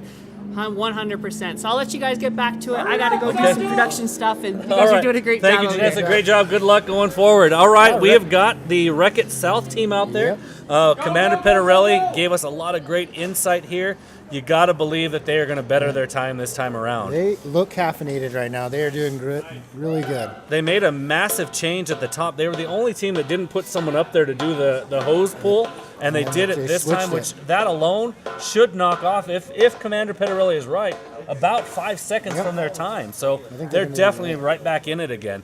Again, that amazing technique he has on the Keiser. I did mention him during our interview. I'd like to see him and Minner go head-to-head on that Keiser. I think that would be a heck of a competition. All right, so he is, again, doing the whole thing here, the hose drag, and he put that hose out in front of him, and it got him that time just a bit. He's digging through it. He is digging deep, and he's got that down. It's all down to the dummy drag at this point. What are they going to be able to do here? We've got 2-ton on there. Again, one of the better of the dummy drags. Again, something I'd like to see maybe Minner and him up against each other on that. Right? He hasn't slowed down. It looks like their time are right about 1:43. They could really cut off their time dramatically if he drops that thing. Wow. We're looking at about 1:49, which is a huge improvement to what they did last. 11 seconds if I get back to the other screen. It could be, yeah. We'll see that official screen come up, but hey, you know, Commander Pittarelli told us what he had to do, and he actually went out there and did it. Applied it, yes. Which is what we expect from a commander, right? Absolutely, yeah. They see what's wrong and they fix it. That's exactly what we expect. So we'll wait to see that time come out. Again, it's just a great day out here. It's warmed up maybe just ever so slightly. Tiny bit. But we're here for the second annual Urbany Cup. We're blessed to have Nate's family out here with us, celebrating and watching all of the events. We had some of our retirees that were out here. I do believe one of our ambassadors from the Special Olympics is out here, so we're going to get them out here and have them give us a quick talk. I'll step away and let my partner here take on that interview here in just a few minutes. But again, just a great day, as Janessa alluded to, camaraderie, teamwork. The family department is the family department. The fire department is a family department, right? Yeah, absolutely. And this is evident today in what we're doing. So we're getting that course set back up again. Manny out there working his tail off as always. We got some of the kids from the families out there working the hose, getting that back in place. And we're getting our next team ready to go, which, if things hold true, the average bros should be able to come in here and knock off some more time from theirs as well. So let's see what we got here. We don't have an official time coming up yet. We'll get that up. Let's see, do we have our ambassador here? Do you want to go and grab her? You guys can do a quick little interview. Just clean it up, dude. I mean, the only thing I was changing is after you. All right. He's going to grab real quickly our ambassador for Special Olympics. We'll bring her over here and get a quick interview. Behind me, we see Commander Pittarelli and his team kind of going over stuff, and we've got official results in. We're looking at Wreck-It South 149. So they definitely improved from a 201 to a 149. A lot of that has to do with the 5 seconds that was knocked off up at the very top of the tower, which he alluded to was going to happen. Again, a commander makes changes on the fly, and Commander Pittarelli has definitely done that with his team, and they are here to compete now. All right, so it looks like we're not going to get that interview with our Special Olympian. She's too deeply involved in the competition. She said in a little bit when Bobby is definitely a hero of our Special Olympians and one of those folks that is out on the forefront when it comes to our partnership with Special Olympics. So we've got the team of the Average Bros getting ready to go. Bobby Arguelles sporting his tutu once again. Looks like they're all going to stay with their same roles here. Well, no, it looks like they are going to change it up a little bit. Looks like Bustamante is going to the top. Yeah. So let's see what this does to their overall strategy. Definitely still the time to beat.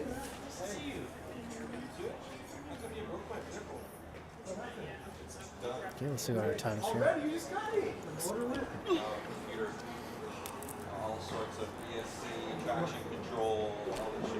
Got Bobby warming up here, getting ready to go. So our time's coming. We're restarting the timer here in a second.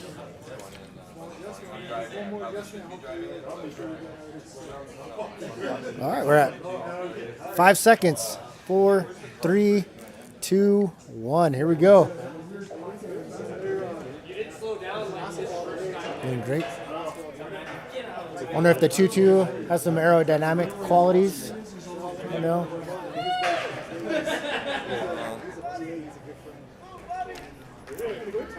How are you, sir? I heard you bought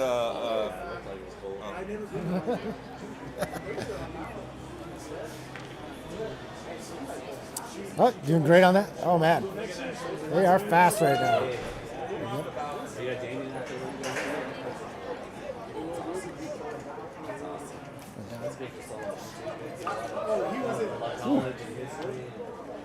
And they are efficient right now.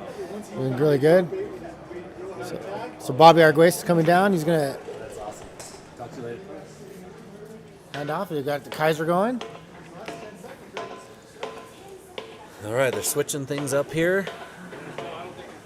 All right, looks like we're going to have Arguez and his little tutu there, Yep. getting ready to run that I'm just wondering if they have the, course. the aerodynamic qualities of it, if it's helping him out. I don't know. You know, I don't- If it is, we may have to make that a new norm here. yeah, Oh, no. A cone was knocked down now. I don't know if that's a penalty or not. I am not sure. As long as he went around it, I'm not sure. Okay, he's making the tag off here. We got Bustamante. Yes.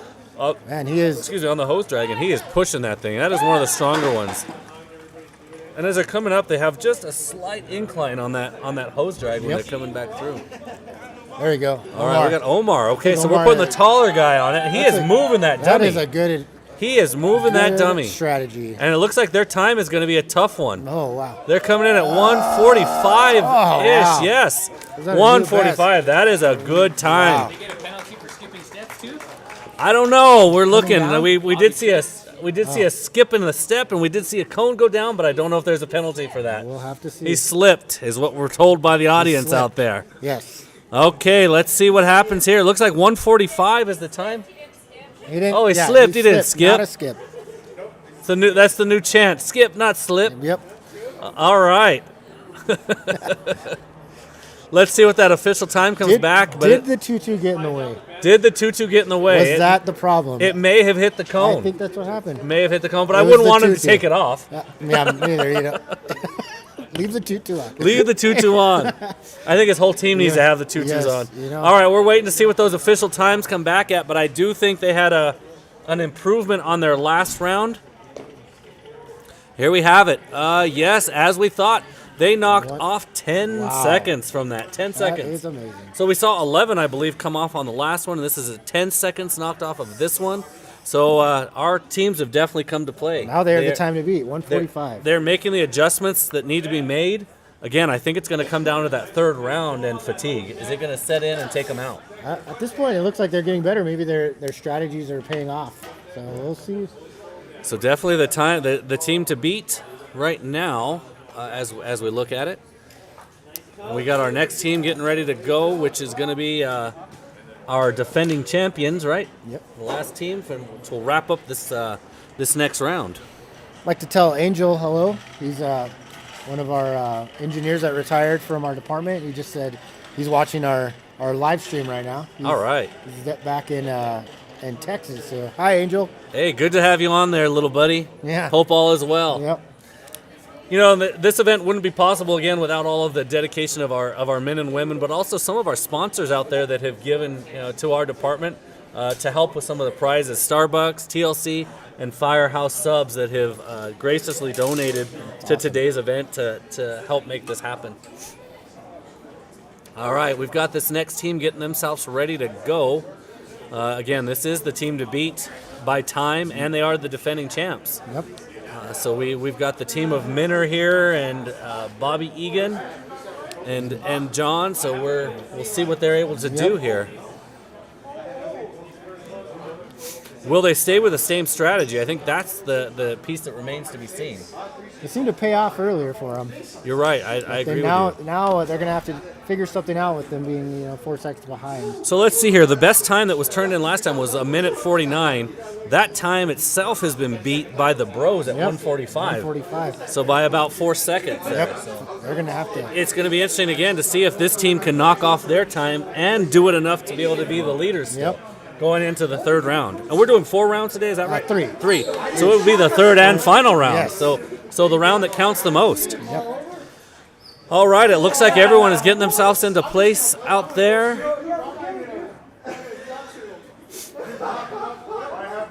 And they're climbing up to the top, and it looks like we're going to have that same strategy. Looks like all the teams have kind of adopted that new strategy of keeping one person up at the top. All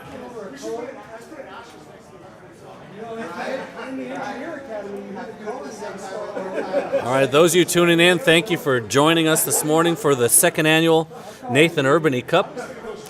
We are in the second round of competition, and we've got the last team, who is actually the defending champions, getting ready to take the course in the second round here. Time to beat right now is 1:45 in the second round. And they're off. And they're off. And we've got Bobby Egan. He was the one who did the stairs before. He's very fast. For not being as tall as some of the competition, he does get it done. It's definitely a disadvantage of being shorter, but some He people doesn't just let have to that live hold with him it, back, yeah. though. Yeah. He's making that move up there. Maybe a slight bit slower than the last time around, but they will make that up at some point through here. He definitely builds his speed coming down. And there's the tag, so he'll sit there, he'll adjust that pack to the other side or leave it on the same side. Yep. As he gets ready to come back down. That hose did not get hung up, so that's a good thing. He's doing good. And he dropped that down, and here we go. They're coming back down now, making their way down. He's very fast. He is coming very down fast those coming stairs. down. One of the Yes, quicker ones coming definitely. down. He's making his way, and we're hearing the comments in the back about just how fast he is coming down. That is some fancy Yeah. footwork. There's the tag to Minner, one of the strongest tap on that dancer. that Keiser. Did you say tap dancing? Yeah. I'd say so. Fast Yeah. feet for sure. Yep. Minner's making light work of that wow. Keiser machine.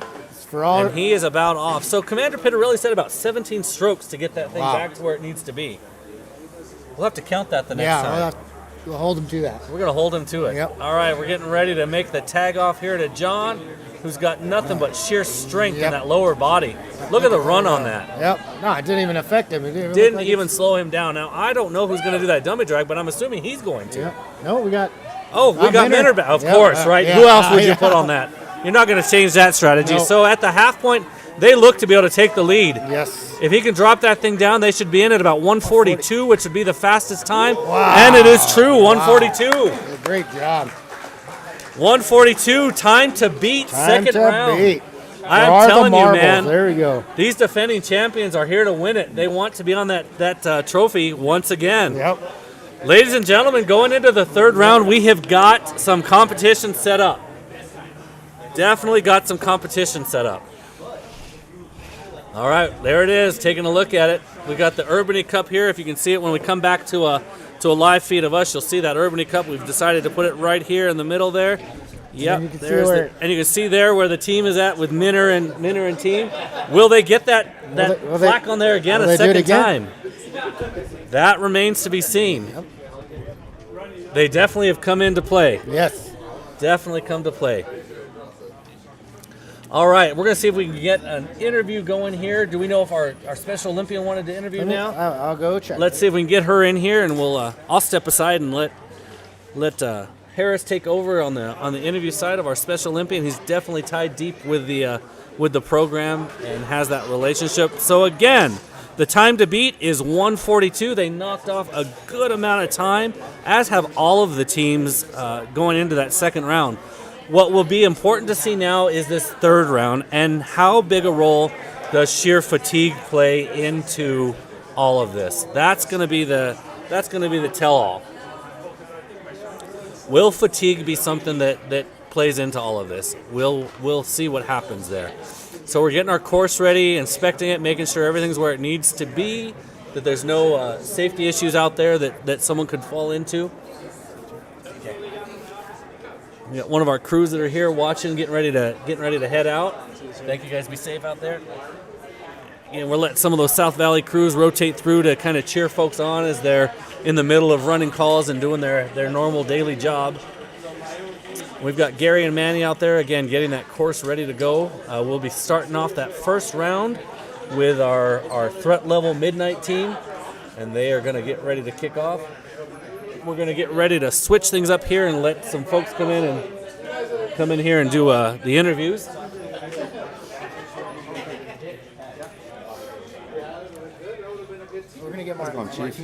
So we're going to have Bobby Arguelles interview Martine, who is our ambassador for Special Olympics, and she is a true fan of Bobby Arguelles. So I'm going to let Martine take my seat as the lead anchor here. and she's going to work together with Bobby, and let's see what Martine and Bobby can do together here Martine. for the Nathan Urbany Cup. Martine, it's all yours. Thank you, Chief. Yep. Thank you, Chief. Miss Martine, how are you doing today? Good. Good, good. Are you excited to be out here and see all this fun stuff? Yes. Yes, absolutely. So, so if this was kind of like the same kind of competitive athletic event that you compete in, right? Who do you think would get the first place ribbon here, do you think? The fastest. The fastest team, right? Yeah, the fastest team.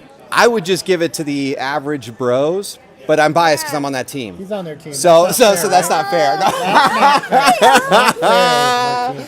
No, I think I think you're right. The fastest team, and right now I think our fastest team is going to be our last year's champions, 30 for 30. 30, yep. Yeah, at a little under 150. So that's they are moving very, very fast. So, Miss Martine, what do you think about this level of athlete out here? Does it get you excited to see people able to work this hard and push themselves hard like you guys do? Yes. Right? It brings out that competitive spirit, and we're always pleased to have another, professional athlete out here with us to help, inspire us to push harder and do our best. So we're really happy to have you. Yes. Yeah, it's definitely pretty exciting. What is your favorite event in Special Olympics? Horses. Horses? Mm-hmm. Yeah, Miss Martine is an amazing equestrian athlete. I've been fortunate, as well as some of the other members of our department have been fortunate to actually go out and see her compete. And I think this year when she goes out, we'll be joining up to see her compete for sure. So, wait. yeah. Yeah. And Miss Martine, what's the name of your horse again? I can't remember. Carly. Carly, right? Yeah, that's right, Carly. Awesome. Well, You're gonna help us comment. Here we go. They're starting off. so we have threat level midnight up, This is their last run. and these guys are hitting it hard coming out the gate. This is for all of the marbles. And who do we have there on that initial hose climb? Is that Semeniuk or is that? Oh, that's No, it's Block. Tipton. Is that That's Tipton? Ben That's Tipton. Tipton. That's Tipton. One of our newer firefighters, and he's. There we go. Hand over hand here with the rope, taking it to the top. And each one of these specific sets, there really is an art to each one of them. There really is, and it takes a lot of time. It takes a lot of effort to be able to train to get these proper and to really refine that technique. So These are all techniques that mimic fireground operations. So every little thing that they're doing is something that you potentially can do on a fire. Oh yeah. So here we go. Now they're on the Keiser. That looks like a blog. Is that Blog? Yeah. Oh yeah. Blog's just driving that through. He's doing great. Driving that through. And same thing with this, having your feet positioned in just that right location to keep the tip of that Keiser right between your legs, driving, short but strong throws, pushing it back, and then moving back with that at the same time so you can keep that in the same And spot. you kind of want it positioned a little farther behind your feet. Gives you a little bit more advantage. Exactly. Come on, Tipton. Tipton moving with that strong pull, bringing that hose all the way back in. He's going to drop in the box and try to get that quick handoff. Yep. There we go. That was a good touch. There And we go. Semnick look going. at that. Oh man, those are some quick Semnick is moving it. And you have to move fast, but you're moving backwards carrying 190 pounds. It's not easy. No, it's not. This really is not easy. Semnick should do very good at these. He does strongman competitions. Holy And it smokes, shows. really? Wow, what a good time there. That is fantastic. 206. Is that a 206? Yes. Wow. 206. Wow. That is a strong Martine, time. what is your favorite event on these right now? What do you like most?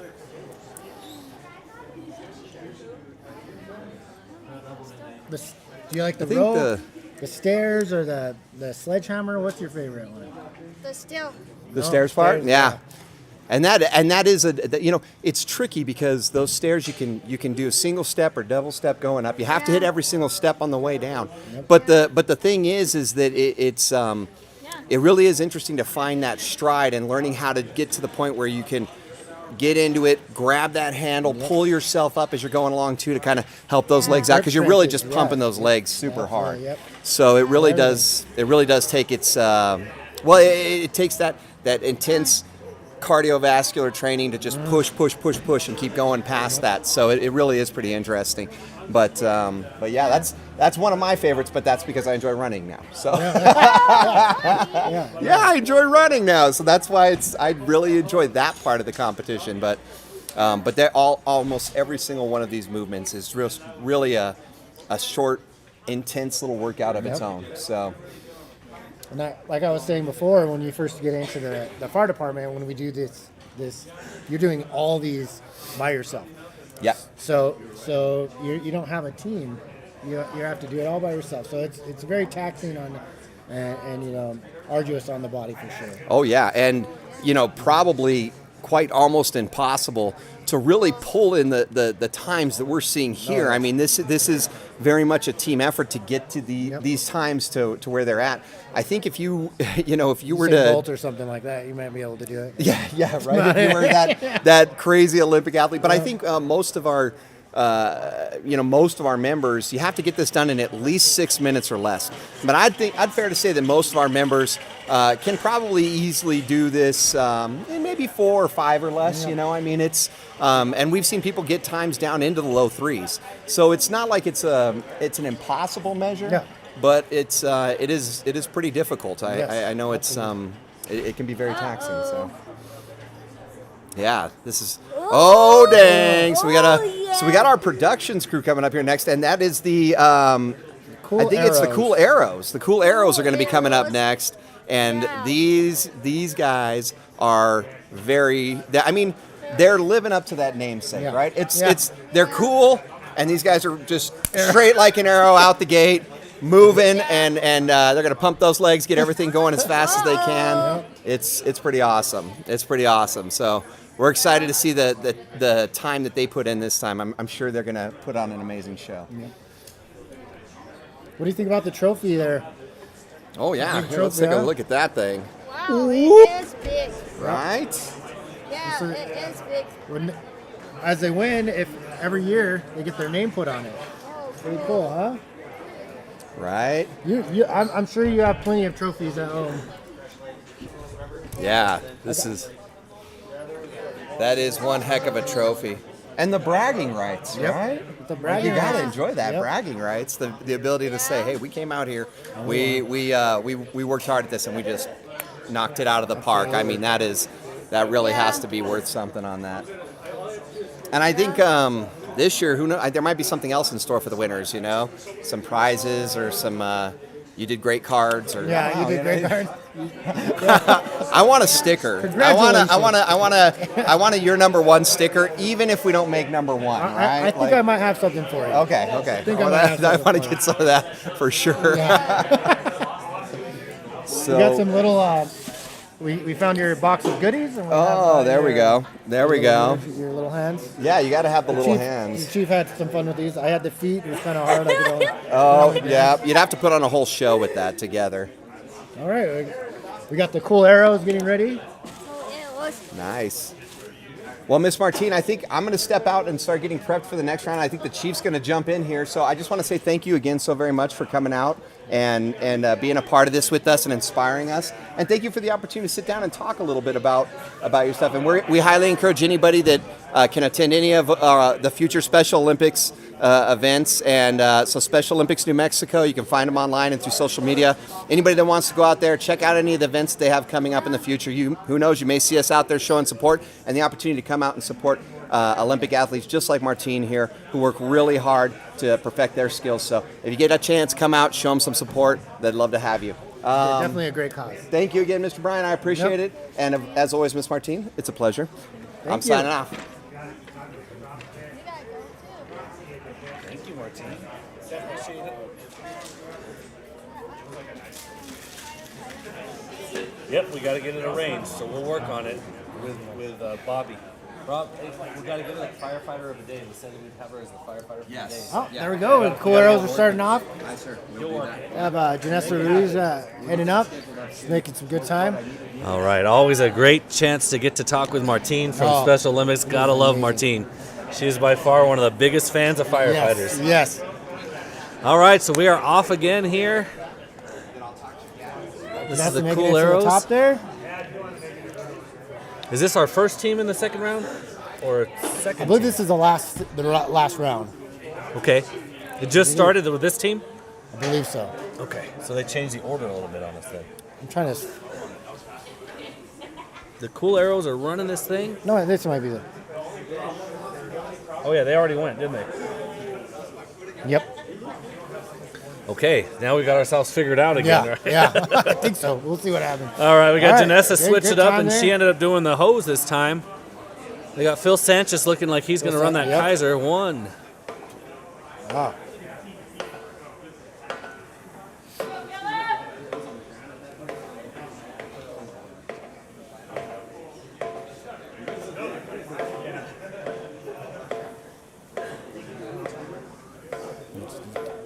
And into the end there. So it took about 25 Yes. strokes. And Commander Pederilli was saying about 17 is where you want to be with that. So it'll be interesting to count that going forward. All right, they got him doing everything today. Yep. Okay, Janessa's going to drop those dumbbells, and Phil is going to do the hose drag. Yep. Look at him dig into that. Yeah, He definitely. wow. Oh, that got him there Yeah. right at the mid, but he's pushing Say it. like 35 Pushed feet. it through, looking good. Right Yeah, about making 35 some- feet. yep. That hits you. There you go. And here comes the dummy drag. Doing great. Oh, And it quick looks, feet. it quick looks feet. like fatigue may be setting Yes. in just a hair here on the Cool Arrows. They started out with a strong time, but it looks like their time is going to be a little less now. Let's take a look at it. We're looking at about a 209, 207. Nice. 207. So we'll see how that compares with where they were. But again, we as we thought, fatigue is going to play Yes, a role absolutely. in this third round of competition, without a doubt. So again, we want to thank all of you who are out there listening to us on our live feed from the second annual Nathan Urbany Cup that is coming from the Bernalillo County Fire Department's Training Academy. We've got 5 teams out here competing. We are in the third round of competition, and we have got the defending champions, 30 for 30, that are in the lead again this year. So we will see. 142. We'll see if they're able to hold it. Very tough time to beat. Yep. I think if anyone's going to be able to beat them, though, it's that Wreck-It South Yeah. team is looking They strong. got something to prove, sir. And the average bros, you cannot count that team out either. So it's going to be interesting to see what happens here as we get the course set back up. We will have Wreck-It South coming up here momentarily. Can they make the right adjustments? That's what remains to be seen.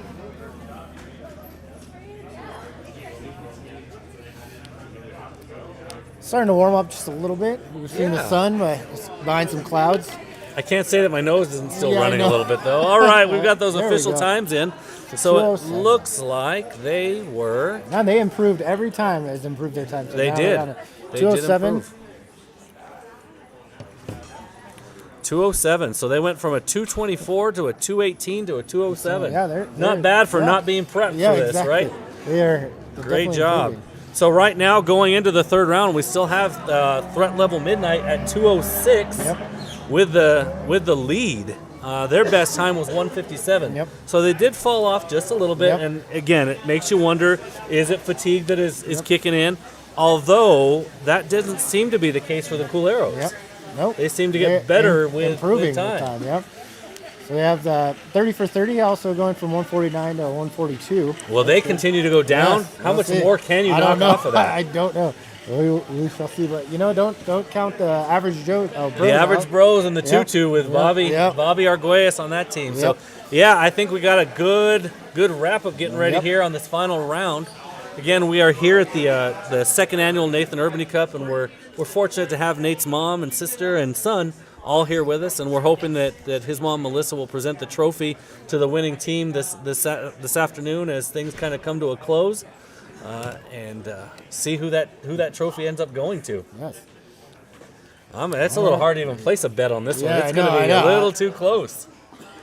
It's good, pretty heated here. All right, so we've got a tough team right here. This team will tell us a lot if Yep. they're able to come in with a time less.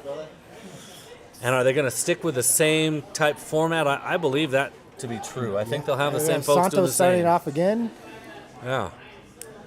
Commander Pittarelli said they had one more change to make, so it'll be interesting to see what that one more change is. And is it enough to get them over that top? It just might be.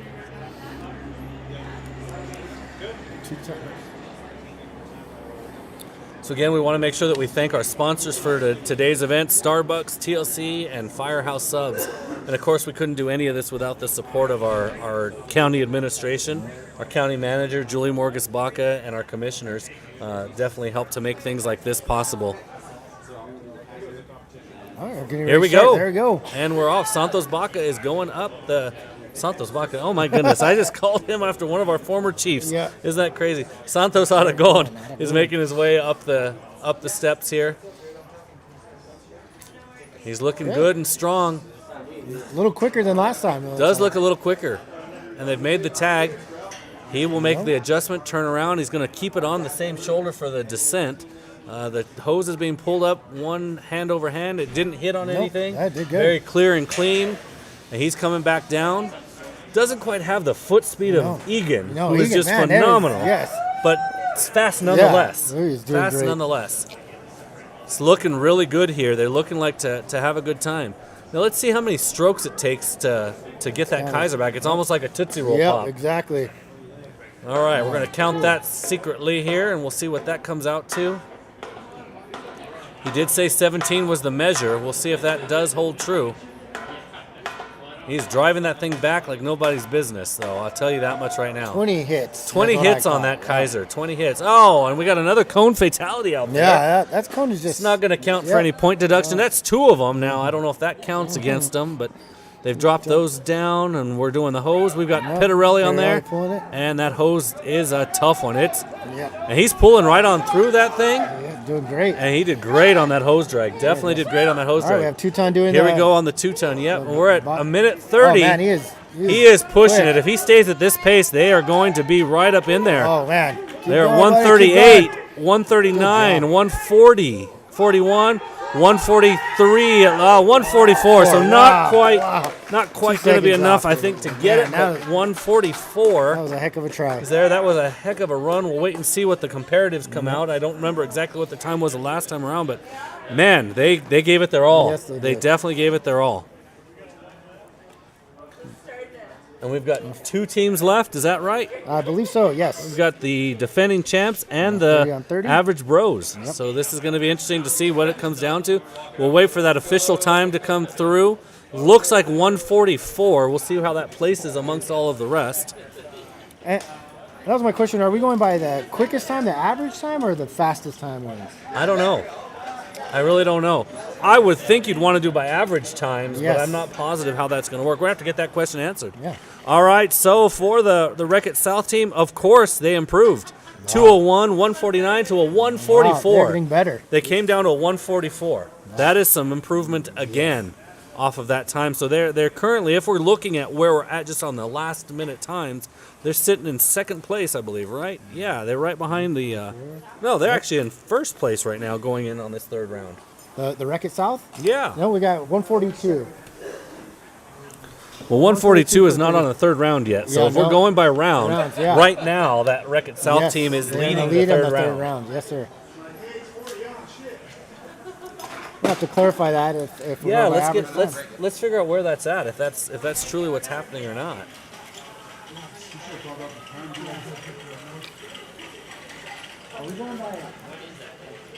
All right, we are getting the course set. We've got the bros coming up next. The average bros coming up next. Okay. So we are going by the quickest time. So it's the quickest time. Yep. So right now, then that would have been 142, right? So 44. So 142 is the quickest time. So if we're going by quickest time overall. Well, here's Manny. Let's ask Manny real quick. Manny, come on in here real quick. We got something we need to get clarified. Come on into the camera here. Oh, you can't come that way. You have to come around. no one better to ask but the man himself, right? Let's get that chair here for him. Since we got him here, let's get him to talk to us just for a quick second. He can stand there, sit, whatever you want to do. Manny, so we're coming into this third round of competition right now. It is definitely heating up. How are we actually basing the winners today? Is it based off of the best time overall? Is it a comparison of all of the times of the 3 rounds? What actually declares the winner in this event today?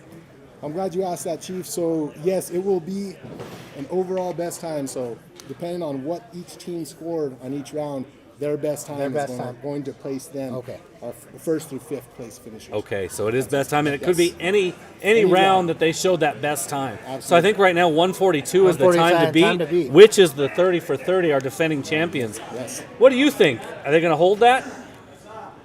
I'm going to stay neutral. That's a good guy there. That's a good call. I will say they are tough. They're going to be tough to beat, but we have some good teams out here. Real quick before you go back out there, Manny, again, we want to thank you for everything that you do for the physical fitness and health of our members. Tell us just real quickly what it's like to have that role within our department as the fitness coordinator, the person who's in charge of making sure everybody is at the right level to get the job done. Absolutely, Chief.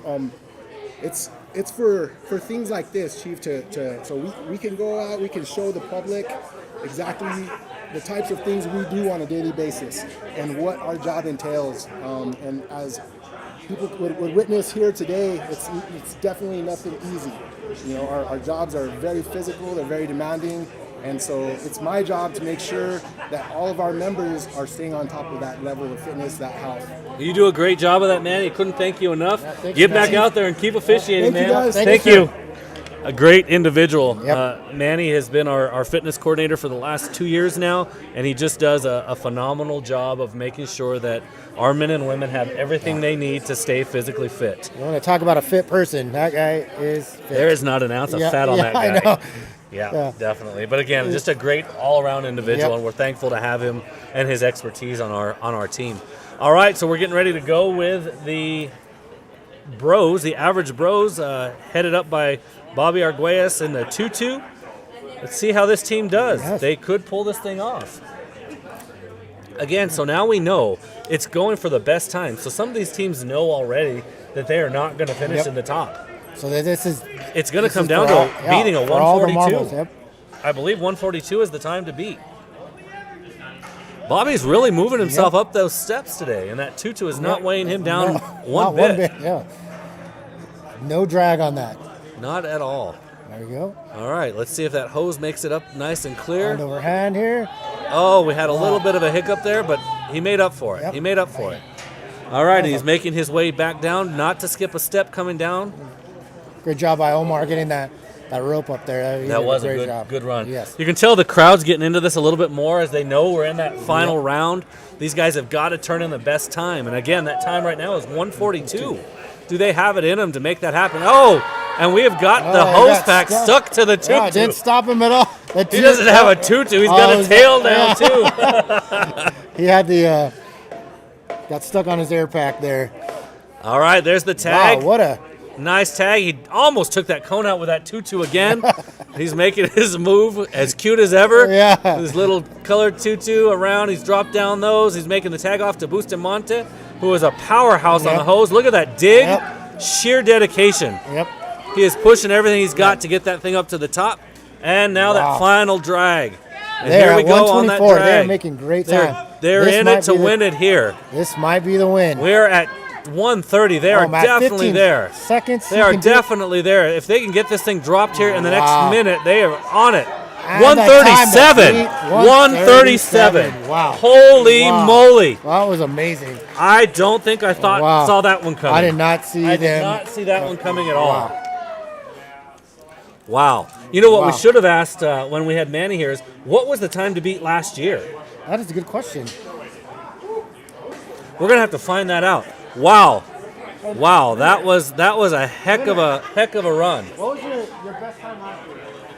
141. Wow, so that was a new record in All right, so we've got a new record here. A new record in the Urbany Cup. 137. So the team that won this thing last year was at 141. Yes. So the best they've had today is 142. Yes. That is Oh, amazing. wow. So, yeah, we definitely have got the competition here now. Yes, man, it is heating up. So this is going to be our last team. Yes. Our last team is coming up. And the defending champs. Defending champions. Can they get better than a 137? Holy moly. Yeah, that was a quick time. That was a hell of a run. Yes. Oh my. You know what? If I had some glitter, Yeah. I would dust Bobby with that. Yeah. I think. Let's see what we can find in the box of tricks here. Yeah. Oh. Let's glitter get him in? over here. Yeah. We're going to try to get... maybe we should wait till... let's wait till the end. Yes. Let's see if they win. Let's save the glitter for the end. You What do should you get think? a glitter... Yeah, they get a glitter bomb here. shower. Yeah. If there is such a thing. Yeah. Hey, we invented it. It's a thing now. That's right. Winners get a glitter shower. Glitter shower. Well, we are the champions Yes, playing in the background. exactly. There's Bustamante. Let's see if we can get him over here. Let's try to get Bustamante here in the chair. Let's get you over here. We're going to give him just a chance to catch his breath, but I want to get him over here as we go into this final round here.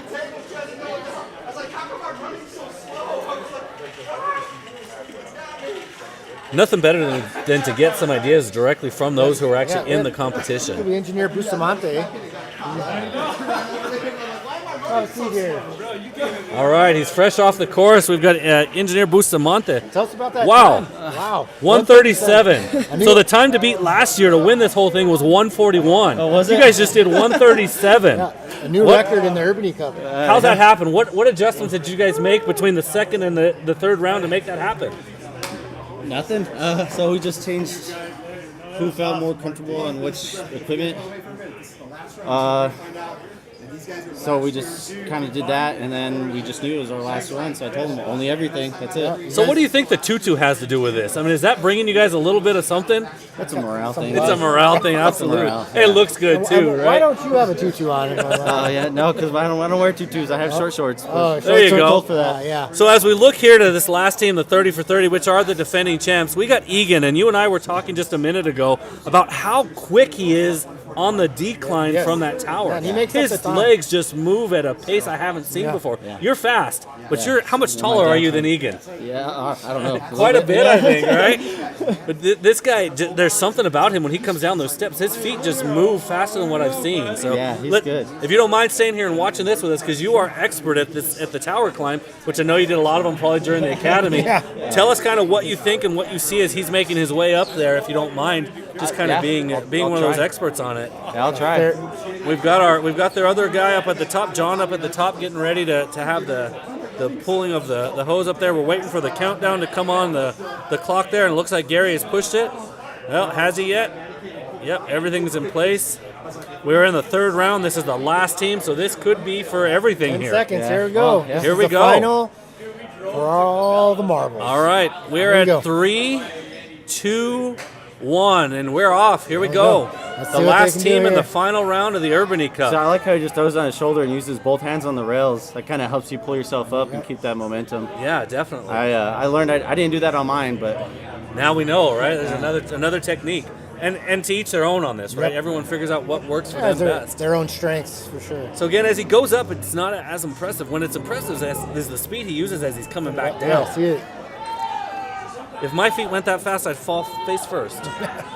All right, that's coming up. They're having a little bit of trouble with that hose Tangled roll. up there on the rope. And here he comes back down, and as we said, it's something on those feet. They're it's that very sprint. quick. Yeah, he's good. He has a lot of good knee It drive almost there, looks yeah. as though his heels just slide off of each step almost. Yeah. It's almost a glide as you see him come down to that final. Yeah, it's great. He His touches agility. the bottom. Yep. It's great agility. And Oh, again, got he caught gets again. stuck with the Same hose roll. thing. And he wasn't wearing a tutu. All right, again, Minner, just a master of the Keiser machine. He's making easy work of that. Did you happen to count how many that took him to hit? I didn't get that down, but here we go. We've got Egan working the dumbbells. He's getting those dropped down. There he We're goes. going to have John doing the hose drag. Yeah, Just John's power. power. With his He hand. He is- has great forward lean. He has great stability. A and lot he of has lower power. strength. He just flies drives through it. it. It's almost Yep. like he's not being held back at all. It's incredible He's to doing watch. great. And here Here's we the go on final the thing. hose drag. And I got to say, I think it's We're one of at the best hose 128. draggers in our department might be right close. now. This is going to be really close. We're at 132, 133, 34, 135, 136, 137. It is going to come down to seconds. Is this a tie? Is this going to be a tie? This may be a tie. Did they tie? This may be a Oh, tie. my. This may be a tie. This may be a tie. They won by 0.1. They got 137.84, and we got 137.94. So it's looking like. Oh no, 84. Tenths of a second. 57. You guys It looks won. like the bros might have won here. Oh, we won? Might have won here. All right. All right, cool. Well, congratulations. Wow. It looks like Congratulations. we've got our winners. All right. Well, congratulations. Congratulations. Way to go. Yeah. Definitely. Wow. Good work. Guys, man, these guys Let's are get the awesome. team in here. We got a little something for y'all. Yeah. Let's get them in here. Bobby Arguelles and team, let's get you in here. They lost by 0.27 seconds. All right. Great job. Hey, Chief, I'll let Man, you do the honor. you do the honor. Okay, well- Who would have thought 137 to be that winning time here? Last year 141 was the time to beat. We definitely have made some improvement on that time. So we're going to see if we can get that team over here real quickly. As soon as they get their packs off, we'll get them over here. Get a quick interview with them. Wow, 137, time to beat. And it looks like our defending champs are knocked off by just a hair. Just a hair. All right, we're going to get that team in here. Come on in here, guys. This is our winning team. Come on in. You guys get a seat. Oh, there you go. Get a seat. You want to come in here? All right, this is our brand new champions. We got our Captain Bustamante, who was calling the play-by-play with us. You guys can get in that microphone. What's it feel like to now be the champions of the Urbany Cup? I don't know, how does it feel, Ruben? I don't know.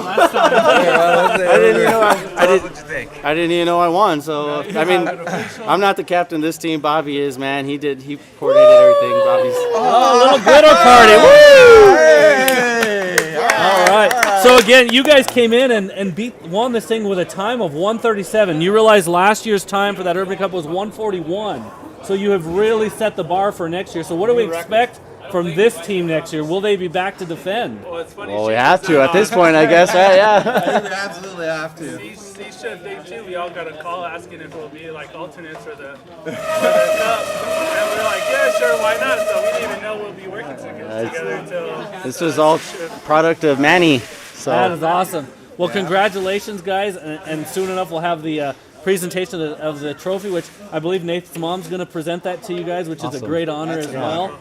So we'll be doing that here momentarily. But again, congratulations to you all for getting out there and showing us how that combat challenge should be done. yeah, Chief. Maybe you can get us a pair of competitive set, and we'll go do this nationally, huh? We can definitely start talking about it. Yeah. Good We work, all have to wear everybody. tutus. Great job. That's the Congratulations. Good job. We need matching tutus. Matching tutus for sure. All right. Congratulations. And there you have it, the winning team with Bustamante and Arguelles and Omar. Great team. Again, came in at a time of 131.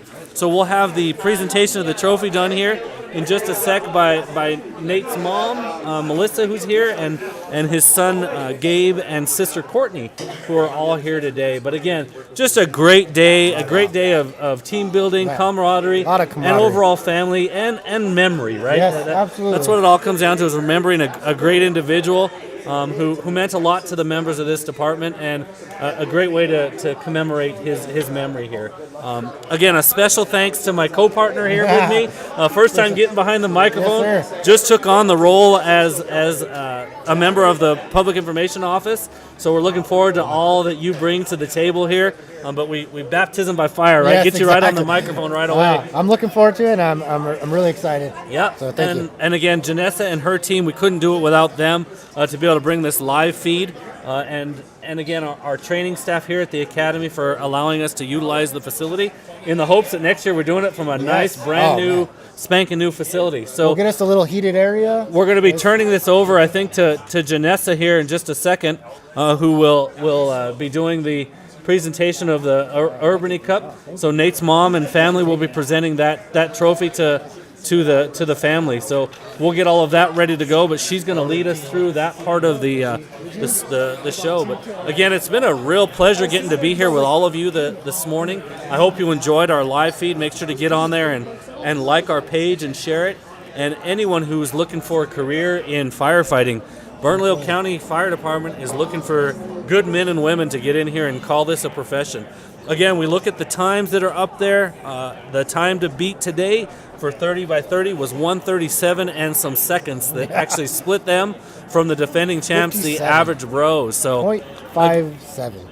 again, a great day of competition. Average Bros take the top spot. Their name on the they get the trophy. name on the trophy, Yeah, and will be back to defend next year. So again, just a great day of competition today. And here's Minner, one of the from the team last year. What do you got to say on competition there? Wow, stepped it up this year, right?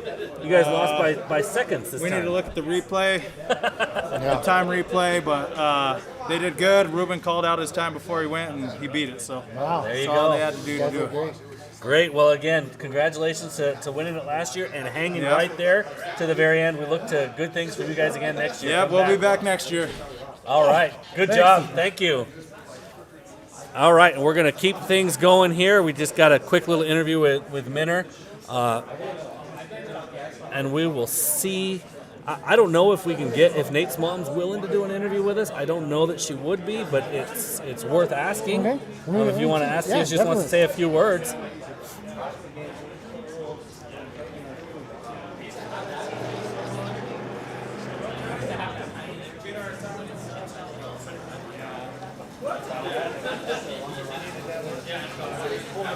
So we'll see if we can get Nathan's mom to come over and just talk with us real quick.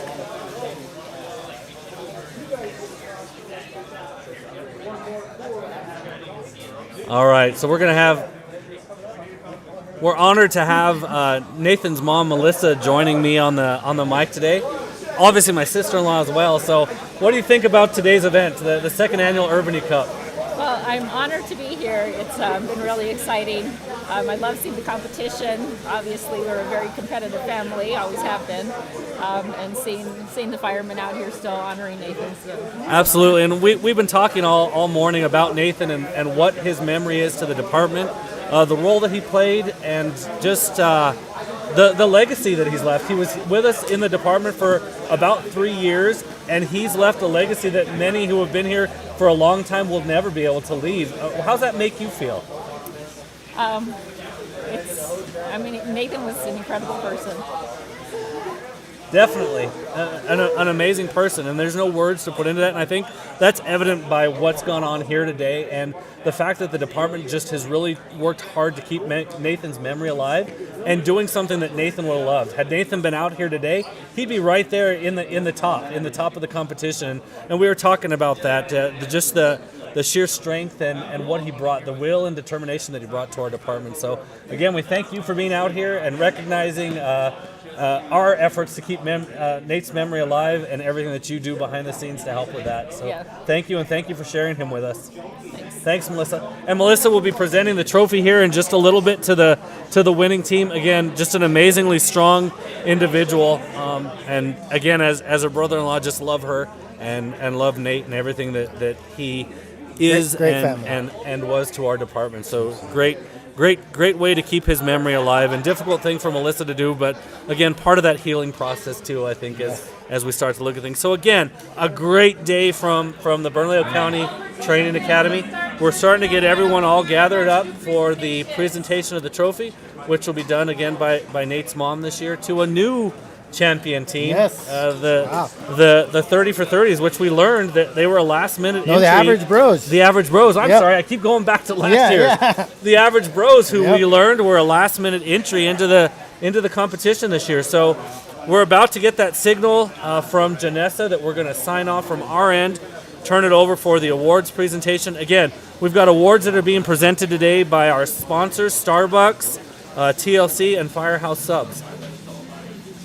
Event couldn't be possible without the coordination of Manny and Gary, who have just done a phenomenal job, second year at it, in making this event possible. The second annual Urbany Cup. It's getting better and better every year. And we hope to be in our new academy next year and more teams. Yes. We've talked about actually opening this up to maybe Rio Rancho and City of Albuquerque, and we'll see if that actually ends up happening or not. Yep. So we also want to thank our union, the local 244 IAFF. Great partnership with our union and management as we put these events on together for our membership. Just again to keep the spirit and family traditions and things going. Fire departments are steep in tradition, and Like you said, this is just a it's new all one about for them. family. It is all about family.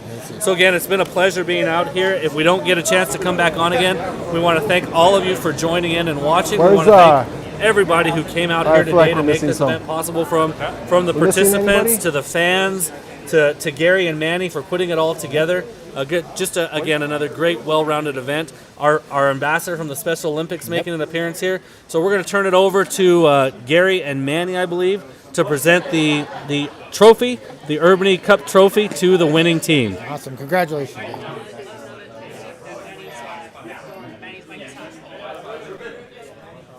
Ruben, come on.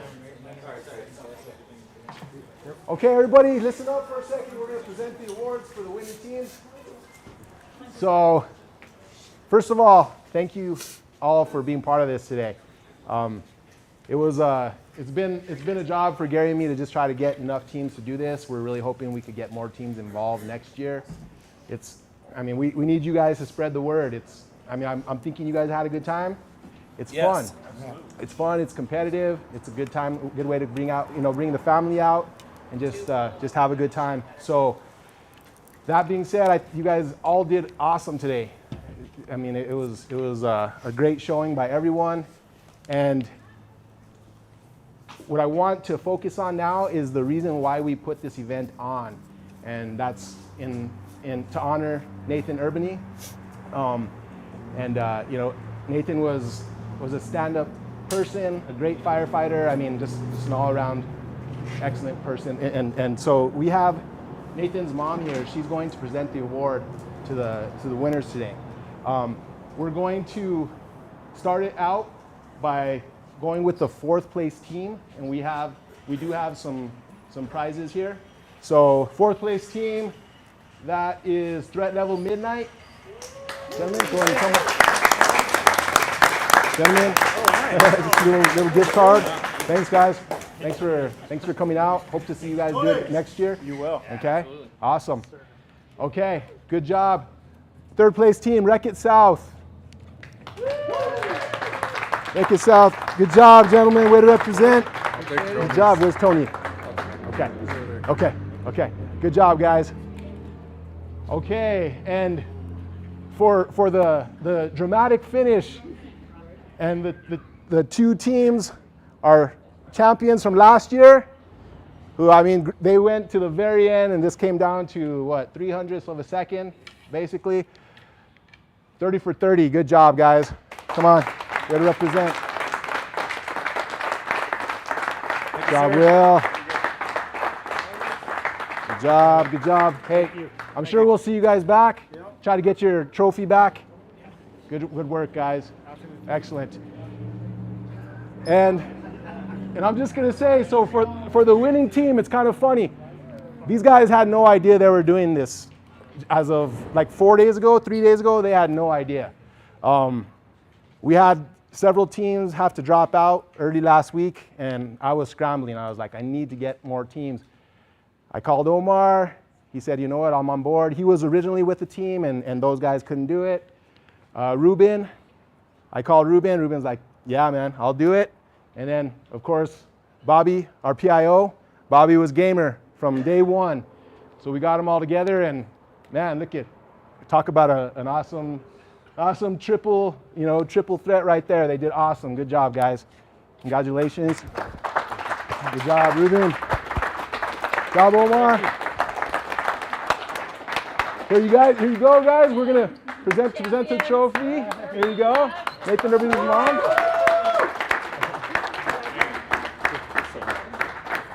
Okay. Gentlemen, $50 gift certificates to TLC. Good job. Thank you. And we're also, just like last year, we're gonna get these guys, we're gonna get a plaque for them, 2022 winners. They will get the next plaque on this, and we're just gonna continue this tradition, try to fill up this trophy. Cool. So good job. Thank you everybody for coming out today. We really appreciate it. And like we said, we hope this is going to get bigger next year. So please tell our fellow firefighters out there, let's get more teams. So thank you. Good. All right. You guys get some pictures. They can get some pictures of you guys.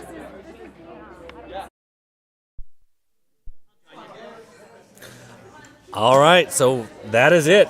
We've just had the awards presentation by Nate's mom, Melissa, and his son, Gabe. They're standing up there with the winning team right now. So a great end to what has been a great morning and afternoon. Janessa's joining me up here as we kind of wrap things up. Janessa, thank you to you and your team for a great job, great production.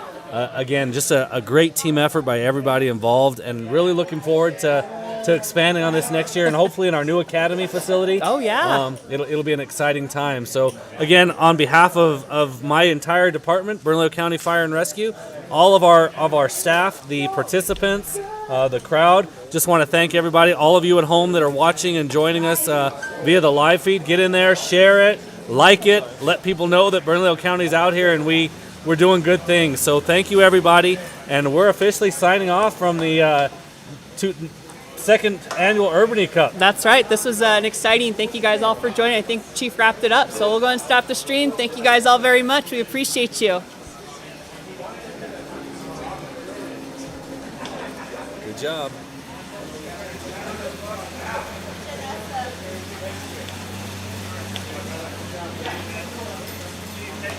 In the line of work that we do, we have to go from 0 to 60 miles an hour super quick, right?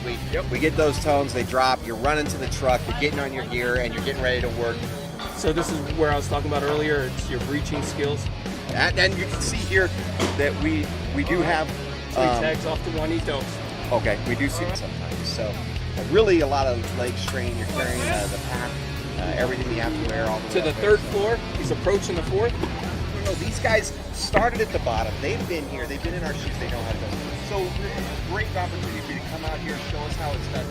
We love your strategy. It's about how 2-3 seconds can make the difference. These are the little areas where you can see that you can catch it or you can miss it just by the smallest thing. A miss of a hand tag. Flying through that hose pull. Wow. Looks like our drag is also moving pretty quick too. You can see he's carrying that dummy a little bit lower than the other competitors. In the line of work that we do, we have to go